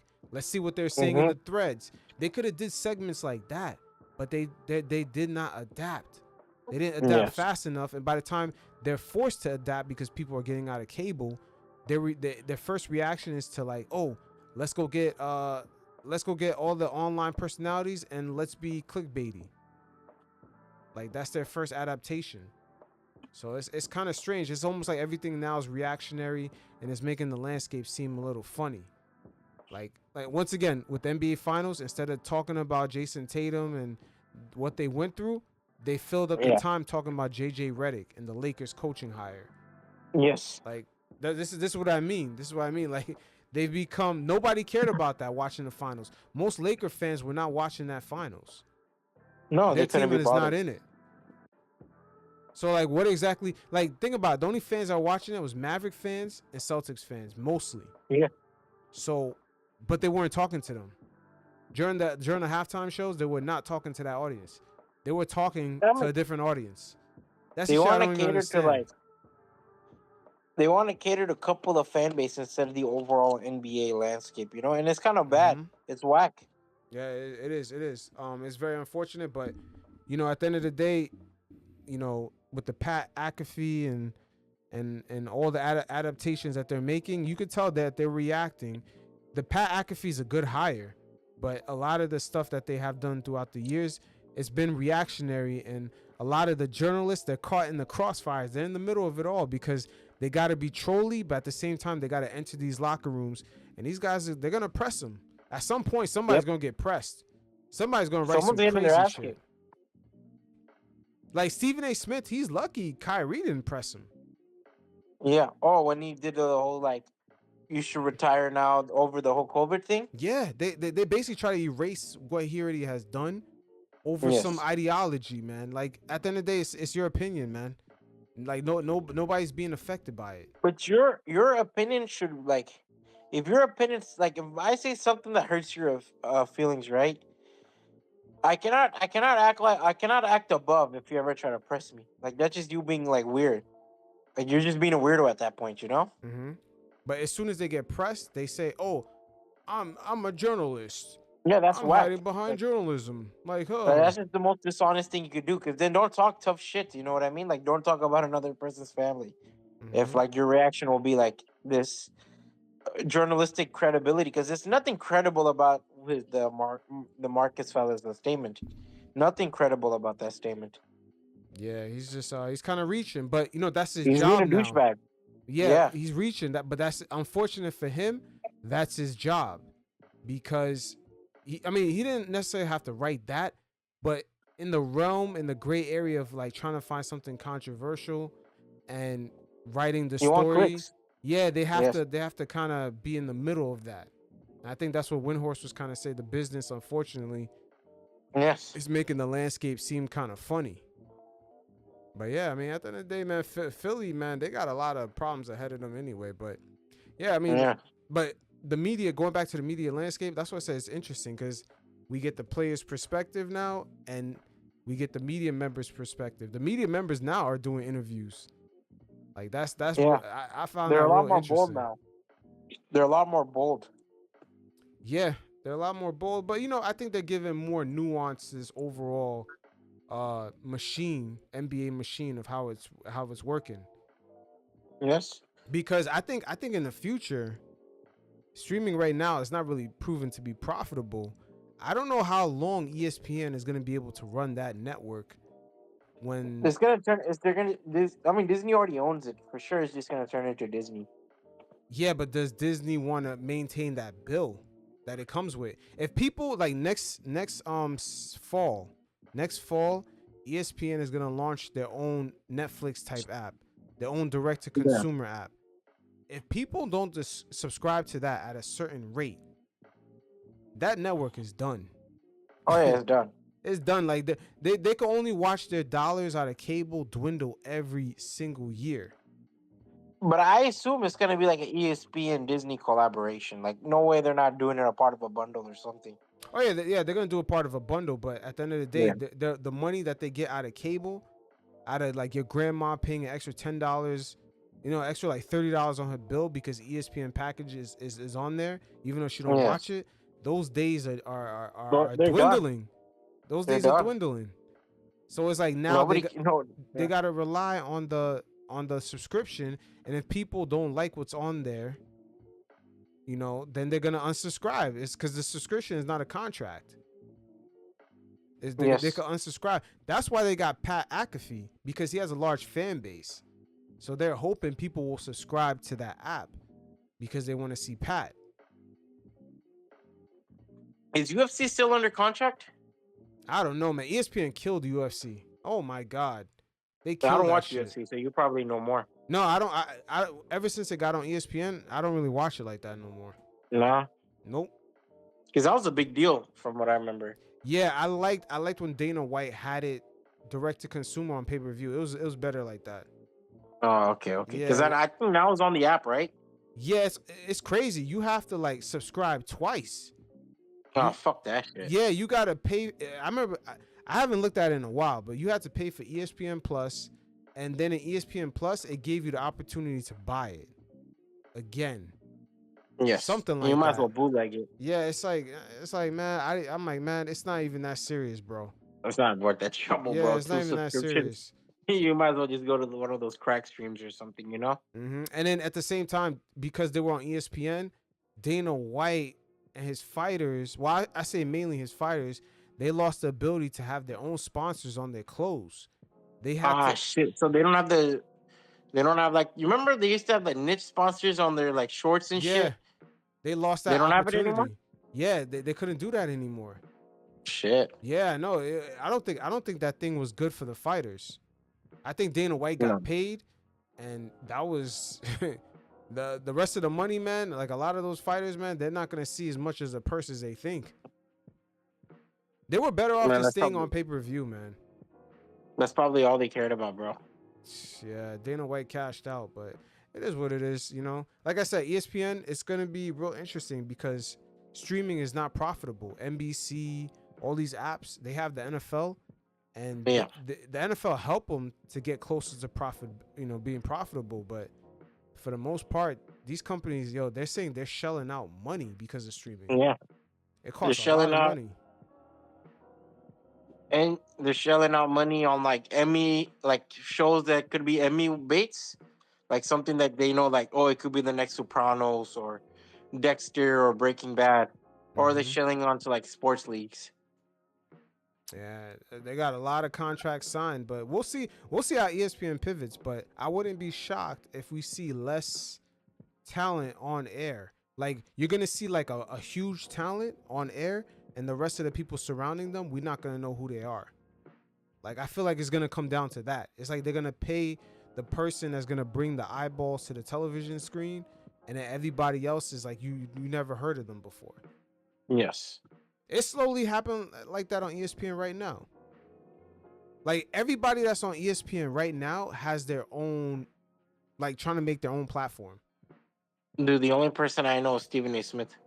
Exactly. But like even Molly Karam, it's not even guaranteed that she's gonna be around unless Stephen A. Smith wants her to be around. Like says, okay, like, oh, I need Molly on my team. Like he would have to vouch for these people like that. Cause that network right now, like they're not trying to pay for anyone that doesn't bring value to the company directly. They got rid of Zach Lowe, right? Not long ago. Yo, and that was a tall tale sign. When they got rid of Zach Lowe, that's the best NBA analyst. They said, hey, the articles that you write and the 1 or 2 appearances you make a week, man, that shit, it can't justify the money that we're paying you. We have to let you go. Is this podcast one of the highest streaming podcasts on Spotify? Yeah, that's what I'm saying. And that's the craziest part.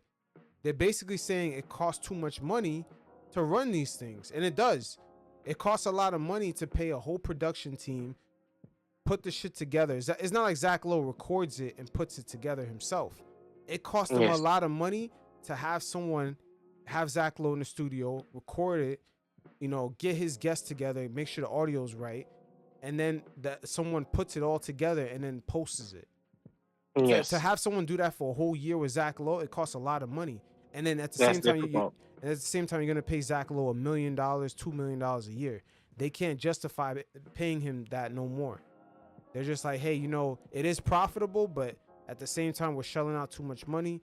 We might as well put the resources into something else. But that's for the premier. Most people who are writers for the NBA or even podcasters, they aspire to be on Zach Lowe's level. But Zach Lowe's level today, it only works if you sort of are self-sufficient. Like Zach Lowe would have to hire his own crew and kind of run the ship himself. Like he could actually make a lot of money production doing work, Yes. Yeah, he could make a lot of money doing that, just running the ship himself. No, 100%. Because now everything's like podcasting now.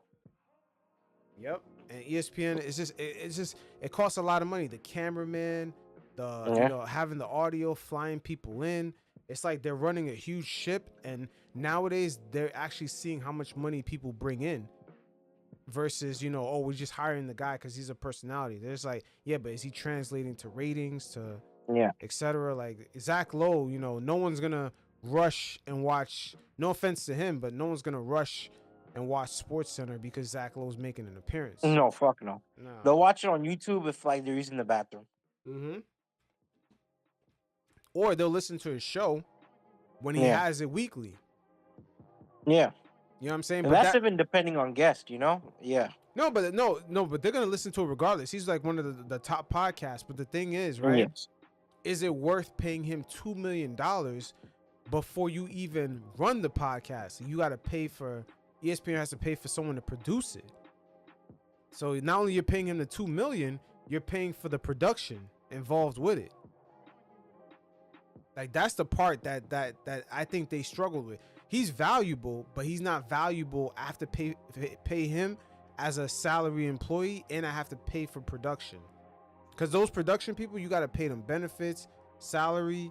That's a whole nother thing. Yeah. Yes. That's a whole nother thing. So, but the Zach Lowe, I don't want to say firing, just them letting him go. That shook up a lot of writers. A lot of writers are shaking up. 100%. Yeah, but you know they shouldn't be shaken up.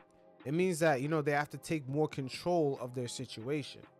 Yeah, you can't be relying on those Godfather medias. Yeah. And now he has the freedom to actually say what he wants. He doesn't have to hide behind like politics of the network. And he can make whatever he wants and put it out. Exactly. Yes. Like, we're expecting, this much. We need this because the network drive whatever storyline, Mm-hmm.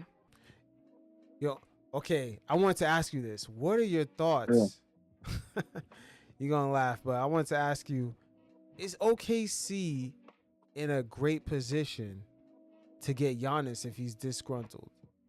100%. Like, do you think they'll be willing to make that move? Because they seem real conservative.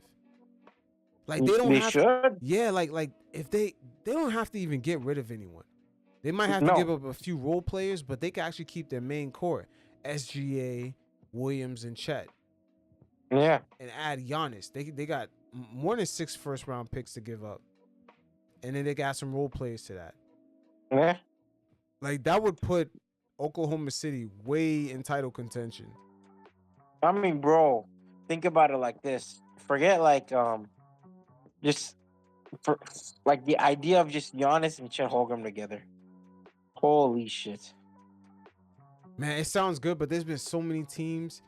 It sounds good on paper, but like Giannis and Dame, it sounded good, but it's like look how it turns out. It's like, man. But I think Giannis and Chet can work because Chet's a good off-ball player, but I would wonder how Chet and SGA works, No, you mean how would SGA and Giannis work? I mean SGA and Giannis. My apologies. Yeah, SGA and Giannis would be interesting. Yeah, because they're both on ball. Yeah. They're both on ball. They're both dominating players, right? So how do you make that work? But let me ask you this. Though. You think Oklahoma City is gonna be willing to make the move to go now? Let's say if someone other than Giannis becomes available, they have way too many assets. Way too many. I mean, they have way too many assets, and it seems like they love kind of this young culture they built. I've seen the way these guys celebrate after the game. Did you watch that one clip that went viral where them and Josh Giddey were together, all smiling and shit? Yeah. It seems like they really like this young culture idea. Man, but 6 future first-round picks, there's not enough space on the roster, man. No, there's not. Like, what are they gonna do? And one of their young these? guys is injured. Mm-hmm. Yeah, they're playing excellent defense this season. Oh my! Oh, they're God. fun. Their defense is crazy.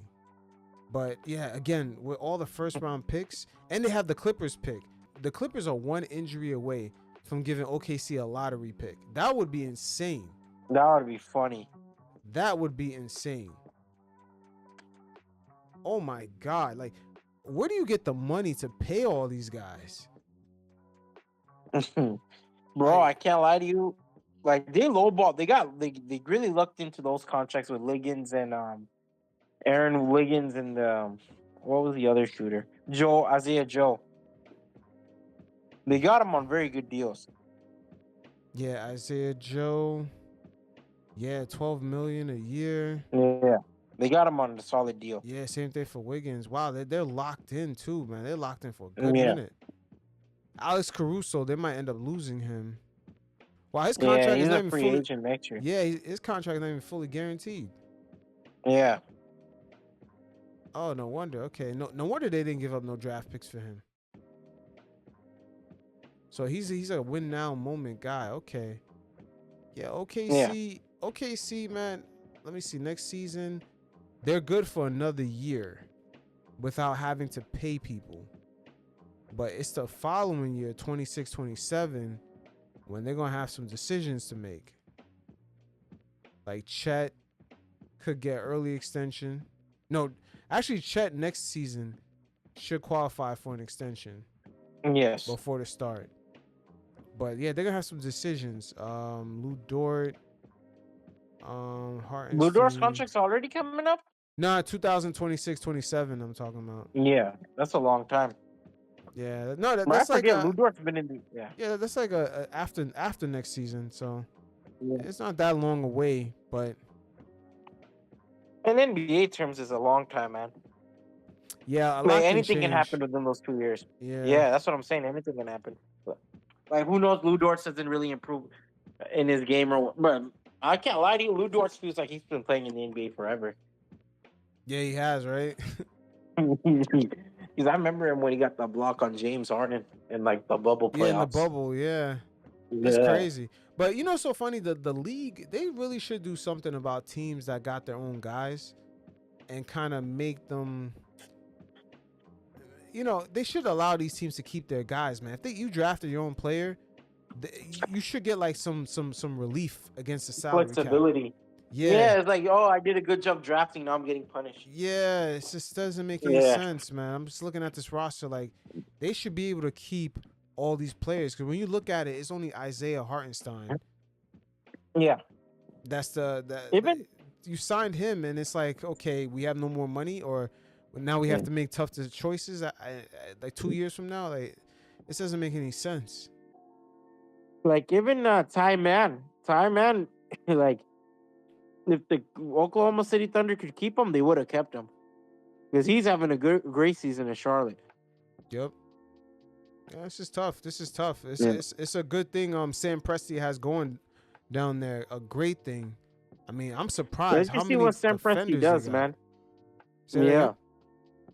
Let's just see what Sam Presti does because these is too many options. Just to, like, I get it. Like, oh, insurance. Because like, let's be honest. Like, Chet Holmgren hasn't been the most healthiest since coming to the league. He's been in and out of injury. So I get the whole idea of insurance policy, but I'm like, dude, this is too much. Yeah, but you know, so funny for what he does, the salary is like he's under that rookie scale, man. He's underpaid. A lot more flexibility, yes. Yeah, a lot of these guys, yeah, these guys are getting great deals. It's only SGA. His contract he's up for early extension this summer. And he's signing it. I don't know what he's gonna do. That dude's been in the NBA for a minute too. I remember the Clippers run. Yeah, I mean, they got and then Jay Will. Is Jay Will locked in? Jay Will is a part of Chet Holmgren's draft class. Oh wow, yeah. Okay, he's in a good young. spot. Yeah, you know, I always forget Chet and SGA, Trae Young are from the same draft class. But let me ask you a question. We've seen OKC in this spot before. James Harden, Kevin Durant, Ibaka. Yeah, like we've seen them in this spot before, and we've seen how they move. Their ownership left Seattle over like $200 million, and they're billionaires. Yeah. So I don't know. History would tell me someone's gonna be asked out. And I don't think it's Chet. No. I don't think it's SGA either. Probably gonna be Jalen Williams. Nah, he's too good. J-Dub. Yeah, J-Dub is too. He's too good. He's big. He's too smart. It's hard. It's gonna be hard for them to get rid of someone like that. But unless he gets injured or something, knock on wood. But he's way too valuable to give up. Way too valuable. All three of them are. Because he hasn't even like hit his stride like that yet. And he's already. Then who do you think would ask good. out? Man, I don't know. They really probably not going to do those picks. More than likely, those picks are asked out. Yeah. They might ask out of those picks. Like, they might have to get rid of those picks. Let's circle back to the conversation we were talking about earlier about Jabari Smith Jr. and Scoot Henderson.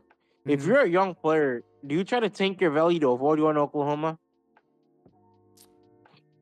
Oh yeah, you probably would, or you probably would work out for them, but work out funny, like you don't jump high or sluggish or Who would like no young player should want to go there? To be honest with you, that wants to get paid, like you shouldn't go there. That's not the good opportunity. Wow, there's gonna be a young player that's gonna be compromised. Yeah, that's the only thing that sucks about being in those situations, because you saw how Jason Tatum actually spoke on when he first went to the Boston Celtics as a rookie. He was mad concerned about his playtime when they got what's his name, Hayward. Yes. Yeah, he said he was extremely concerned and he was thinking about asking for a trade. He wanted out. Yeah, I think he said on the Draftees podcast. Yeah, which was pretty shocking, but it's not surprising. It's like guys are thinking about like their opportunity in the league because I think you get branded real early on. If you come in the league, you're in a spot where you can only average 18 minutes a game. You could actually get pigeonholed into that position for your whole career. Yeah. So, you don't want to be stuck in that spot, dude. Yeah. It's tricky, You don't want to man. be Jabari Smith Jr. Yeah, it's Jabari's in a tough spot, man. Like, his team, low key, the Rockets should have never got that coach. That coach should have been the Boston Celtics coach still. That was some lucky shit. That was some real lucky shit that happened to that team, that they got that type of coach out of nowhere. Exactly. Out of nowhere. But they would have still been stuck with Steven Silas, so. Yeah, technically Houston would have been still in a tanking position. And they would have been the Pistons of the West.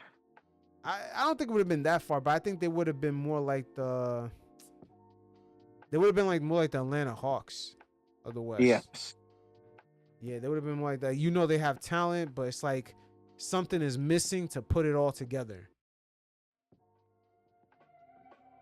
So yeah, this is tough, man. That's actually a good point you brought up, man. It's to be like Jabari Jabari Smith. I don't know why I keep saying Jabari Parker. Jabari Smith on Oklahoma City, like it's too crowded. Yeah, it's too crowded. Yeah, I don't know, man. Like this is a real tough thing going into the new deal that the NBA has, because the cap is gonna keep going up. So there's gonna be guys coming off the bench making 40 mil. Like that's the crazy part. There's gonna be guys coming off the bench, and I don't know. I haven't looked it up yet. I don't know how much they intend to pay the rookies coming in. It's definitely gonna be more money, but maybe some of the earlier top lottery picks are gonna be making 15 mil a year. Like just to start off. That's a lot of money for a rookie to come in. Oh, hell yeah. 15 mil off a rip. So they might feel different. We never know these things. Their relationship with the agents, they might feel different. Because it's going to be like, what? It could be like 15 mil a year, 4 years guaranteed. As a person who's never proven anything. You just came in, all right, here's the money. You know? Go play basketball, yeah. Yeah, it's kind of like go that. be our franchise corner piece. Yeah, because I'm looking at Lou Dort. He's been in the league for a minute and he's getting 17. It looks like dude. Yeah, it looks like now, you know, with this new money, the cap going up every year 10%. Yeah, eventually it's gonna be 15 off rip as a starting person. And he's gonna make it all NBA defensive team, right? So he's going to try to get paid. Yeah. Yeah. Wow, that's crazy. SGA got a good deal. 35. He's only 35, 38. That's Julius Randle numbers. Oh, yeah. So he's putting up MVP status with Julius Randle payment. That's crazy. What are you talking about? SGA. He gets paid SGA, 35, 38 million a year. Yo, he makes the same amount of money this year, almost the same amount of money as Emmanuel Quickly. Yeah. That's crazy. And Emmanuel Quickly is like a star player on a rebuilding team. Yeah. Wow. Yeah. That's this league, the money's gonna get high fast. It's gonna get high fast. But again, like you said, it's like right now we just kind of figured out how Jabari Smith is actually kind of getting fucked over. That shit is kind of shocking because the money's getting fucked over. It's a lot of money. You could get fucked over like man. 40 mil. And the sad part is like nobody's gonna campaign for him. Everyone's gonna be like, "Oh, that guy's still in the NBA." Yeah, man. Had he been on the Blazers, he's easily gonna different get. Story. Yeah, he's gonna get that extension. Shit, the Pistons, different story. Yeah, the Pistons they're gonna give it up anyway. You think the Pistons are gonna give Ivy that contract extension? Dude, I think they're gonna lowball the shit out of him. Man, Pistons, another team that got too many young fucking players, man. Way too many young players. I think Isaiah Stewart, that guy's been in the NBA for a long time too. Yeah, they got him for a good minute. Like he signed another deal. Yeah. Yeah, so Cade.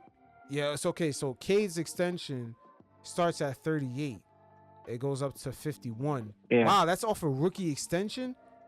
Wow, 38, 41, 44, 47, 51. That's crazy. And those are the numbers that, what's his name? Jabari Smith could be looking at when, his extension comes up, especially with the cap going up. Yeah. Dude, my thing with him is I just hope the Rockets end up like giving him a exciting trade, bro. He might end up getting the Julius Randle deal where they just let him walk and then he signs for more money, but then they push back how much he can get, like a max deal, by another year.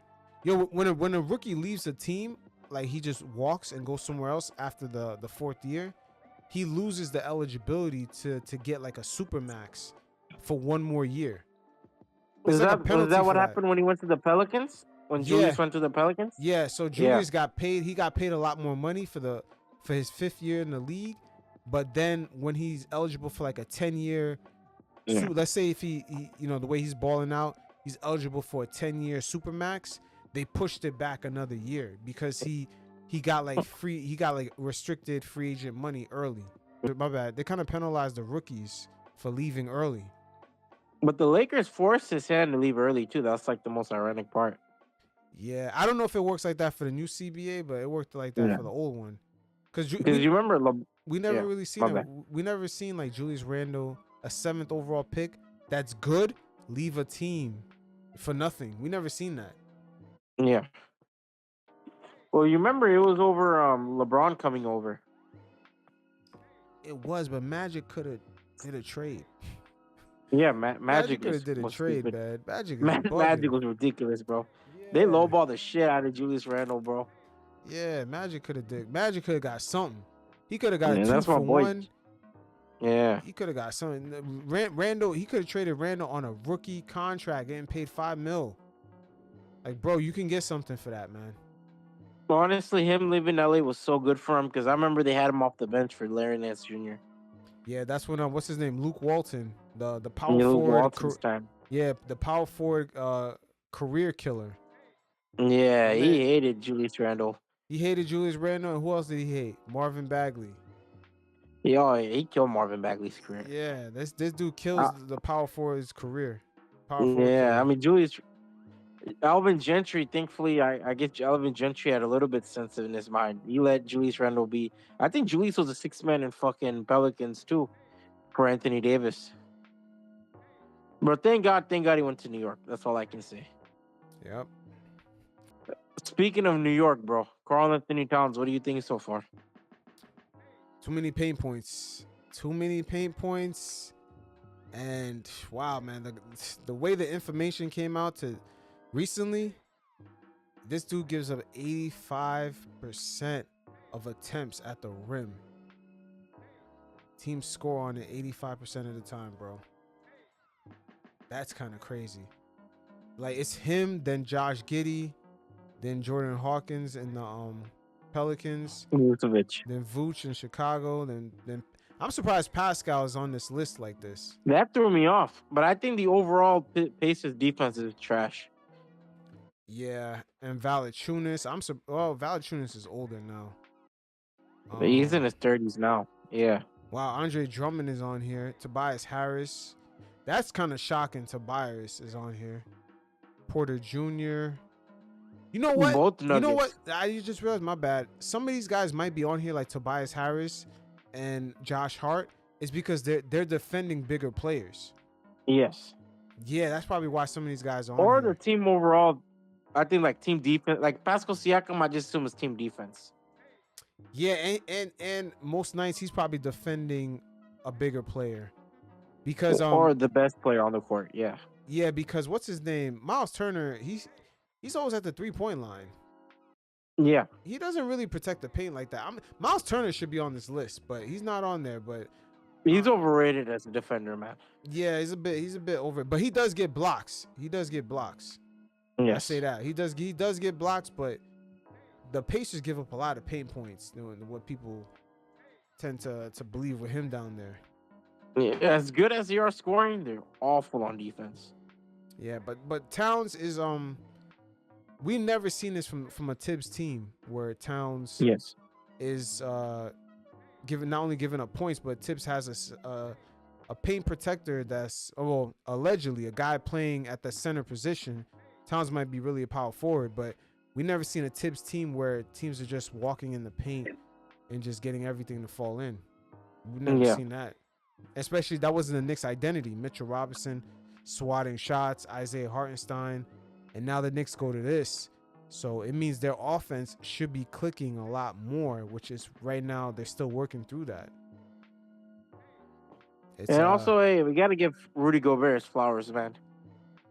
Yeah. Rudy. Yeah. But you know what's so funny? I'm wondering if the Knicks are going to play Mitchell Robinson next to Karl Anthony Towns. If they end up getting a number one defense off of that, then we kind of know, hey, that was a nice little secret sauce that the T-Wolves unlocked. Yes. Like you need it, bro, because he's your second best player. Like no matter which way you look at it, you need to hide your second best player's weaknesses, or else you're asking to get exploited. Mm-hmm. Yeah. But as a coach, that's what you just gotta do. But I don't know, man. Mitchell Robinson, he worries me a lot. Yeah, he's going through a lot of injury issues. I mean, most of these teams. His whole career. Yeah, his whole career. Yeah. We haven't really seen, because I don't like to get too gun-holed on the early part of the season. A lot of these teams, they really ain't developed yet, man. Guys. They're figuring it out. Yeah, they're figuring it out. And remember how we said earlier, game, day off, game, day off, game, day off. These guys are not practicing like that. No. So, yeah. I would say it's gonna take time. Yeah, it's gonna take time. And I would say January, like the second week is when you start judging. Yes, that's when you see kind of teams gel together. But also, mind you, I think with the Knicks, they're a brand new team. No matter which way you look at it. Yeah, they're definitely a brand new team. Yes. Yeah, but that offense, for them to be successful with Towns at that center position. That offense, even though they're performing really well, they got to be clicking with the 3-point shooting. They got to be clicking with the efficiency. Even right now, they're probably the third best offense or fourth. They're like top 5. They got to be like in that top 2 to be like winning at a higher clip, because the way they're giving up points in the paint is crazy.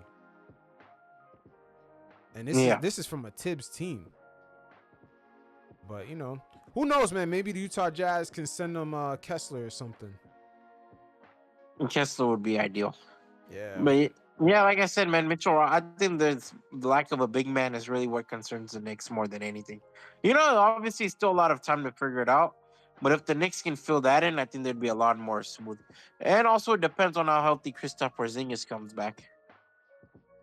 Yeah, for the Celtics, right? Yes. Yeah, he's going to be fine. To be honest, I don't even think the Celtics even need him. But, he would add to what they're doing. Yes. He would add to what they're doing. But, I don't want to judge everything too fast. It's still early. But so far, the competition has been real good. But with guys injured now, things are about to shift. I don't know what direction, though. Like the only two threats I view, and I don't even know if I could view Cleveland as a threat due to their track record, is Boston for the Knicks. Yeah, it could be them or it could be Cleveland. The Eastern Conference, I'm gonna wait till like January. The East is weird because man, if Paolo didn't get hurt, I would have the Magic up there. Yeah, Magic's up there. If I would have he's the healthy. Magic up there with a few teams. Like outside of Boston, we know they're gonna be the top dogs. Yeah. I would say it's gonna be a dog fight between Knicks, Orlando, if Paolo was healthy, Cleveland, and man, I really don't want to throw them in there. Nah, Celtics is already top dog. I'm talking about like the middle, the next part. It's a combination between Philly and Indiana. Indiana, I'm gonna have to throw them in there because it's like the way they play.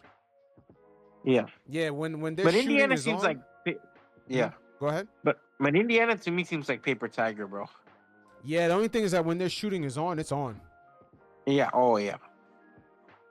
But hey, it is what it is. Syed, appreciate you. This was Thank dope. you, bro. We're gonna link up again, and yeah, this season's gonna be interesting. All right, man. Appreciate you. You guys definitely check out Take care, Syed man. from Beyond the Buzzer. Check out the newsletter in the description below. And yeah, And it is what it subscribe is. to Orange Cookies, man. All right, appreciate you. And this Take season, care, bro. This season's gonna be interesting. That's all I gotta say. Hopefully, less injuries and more competition, bro. All right, man. All right, Syed, All right, appreciate take you. care, bro. All right, peace. Take care, man.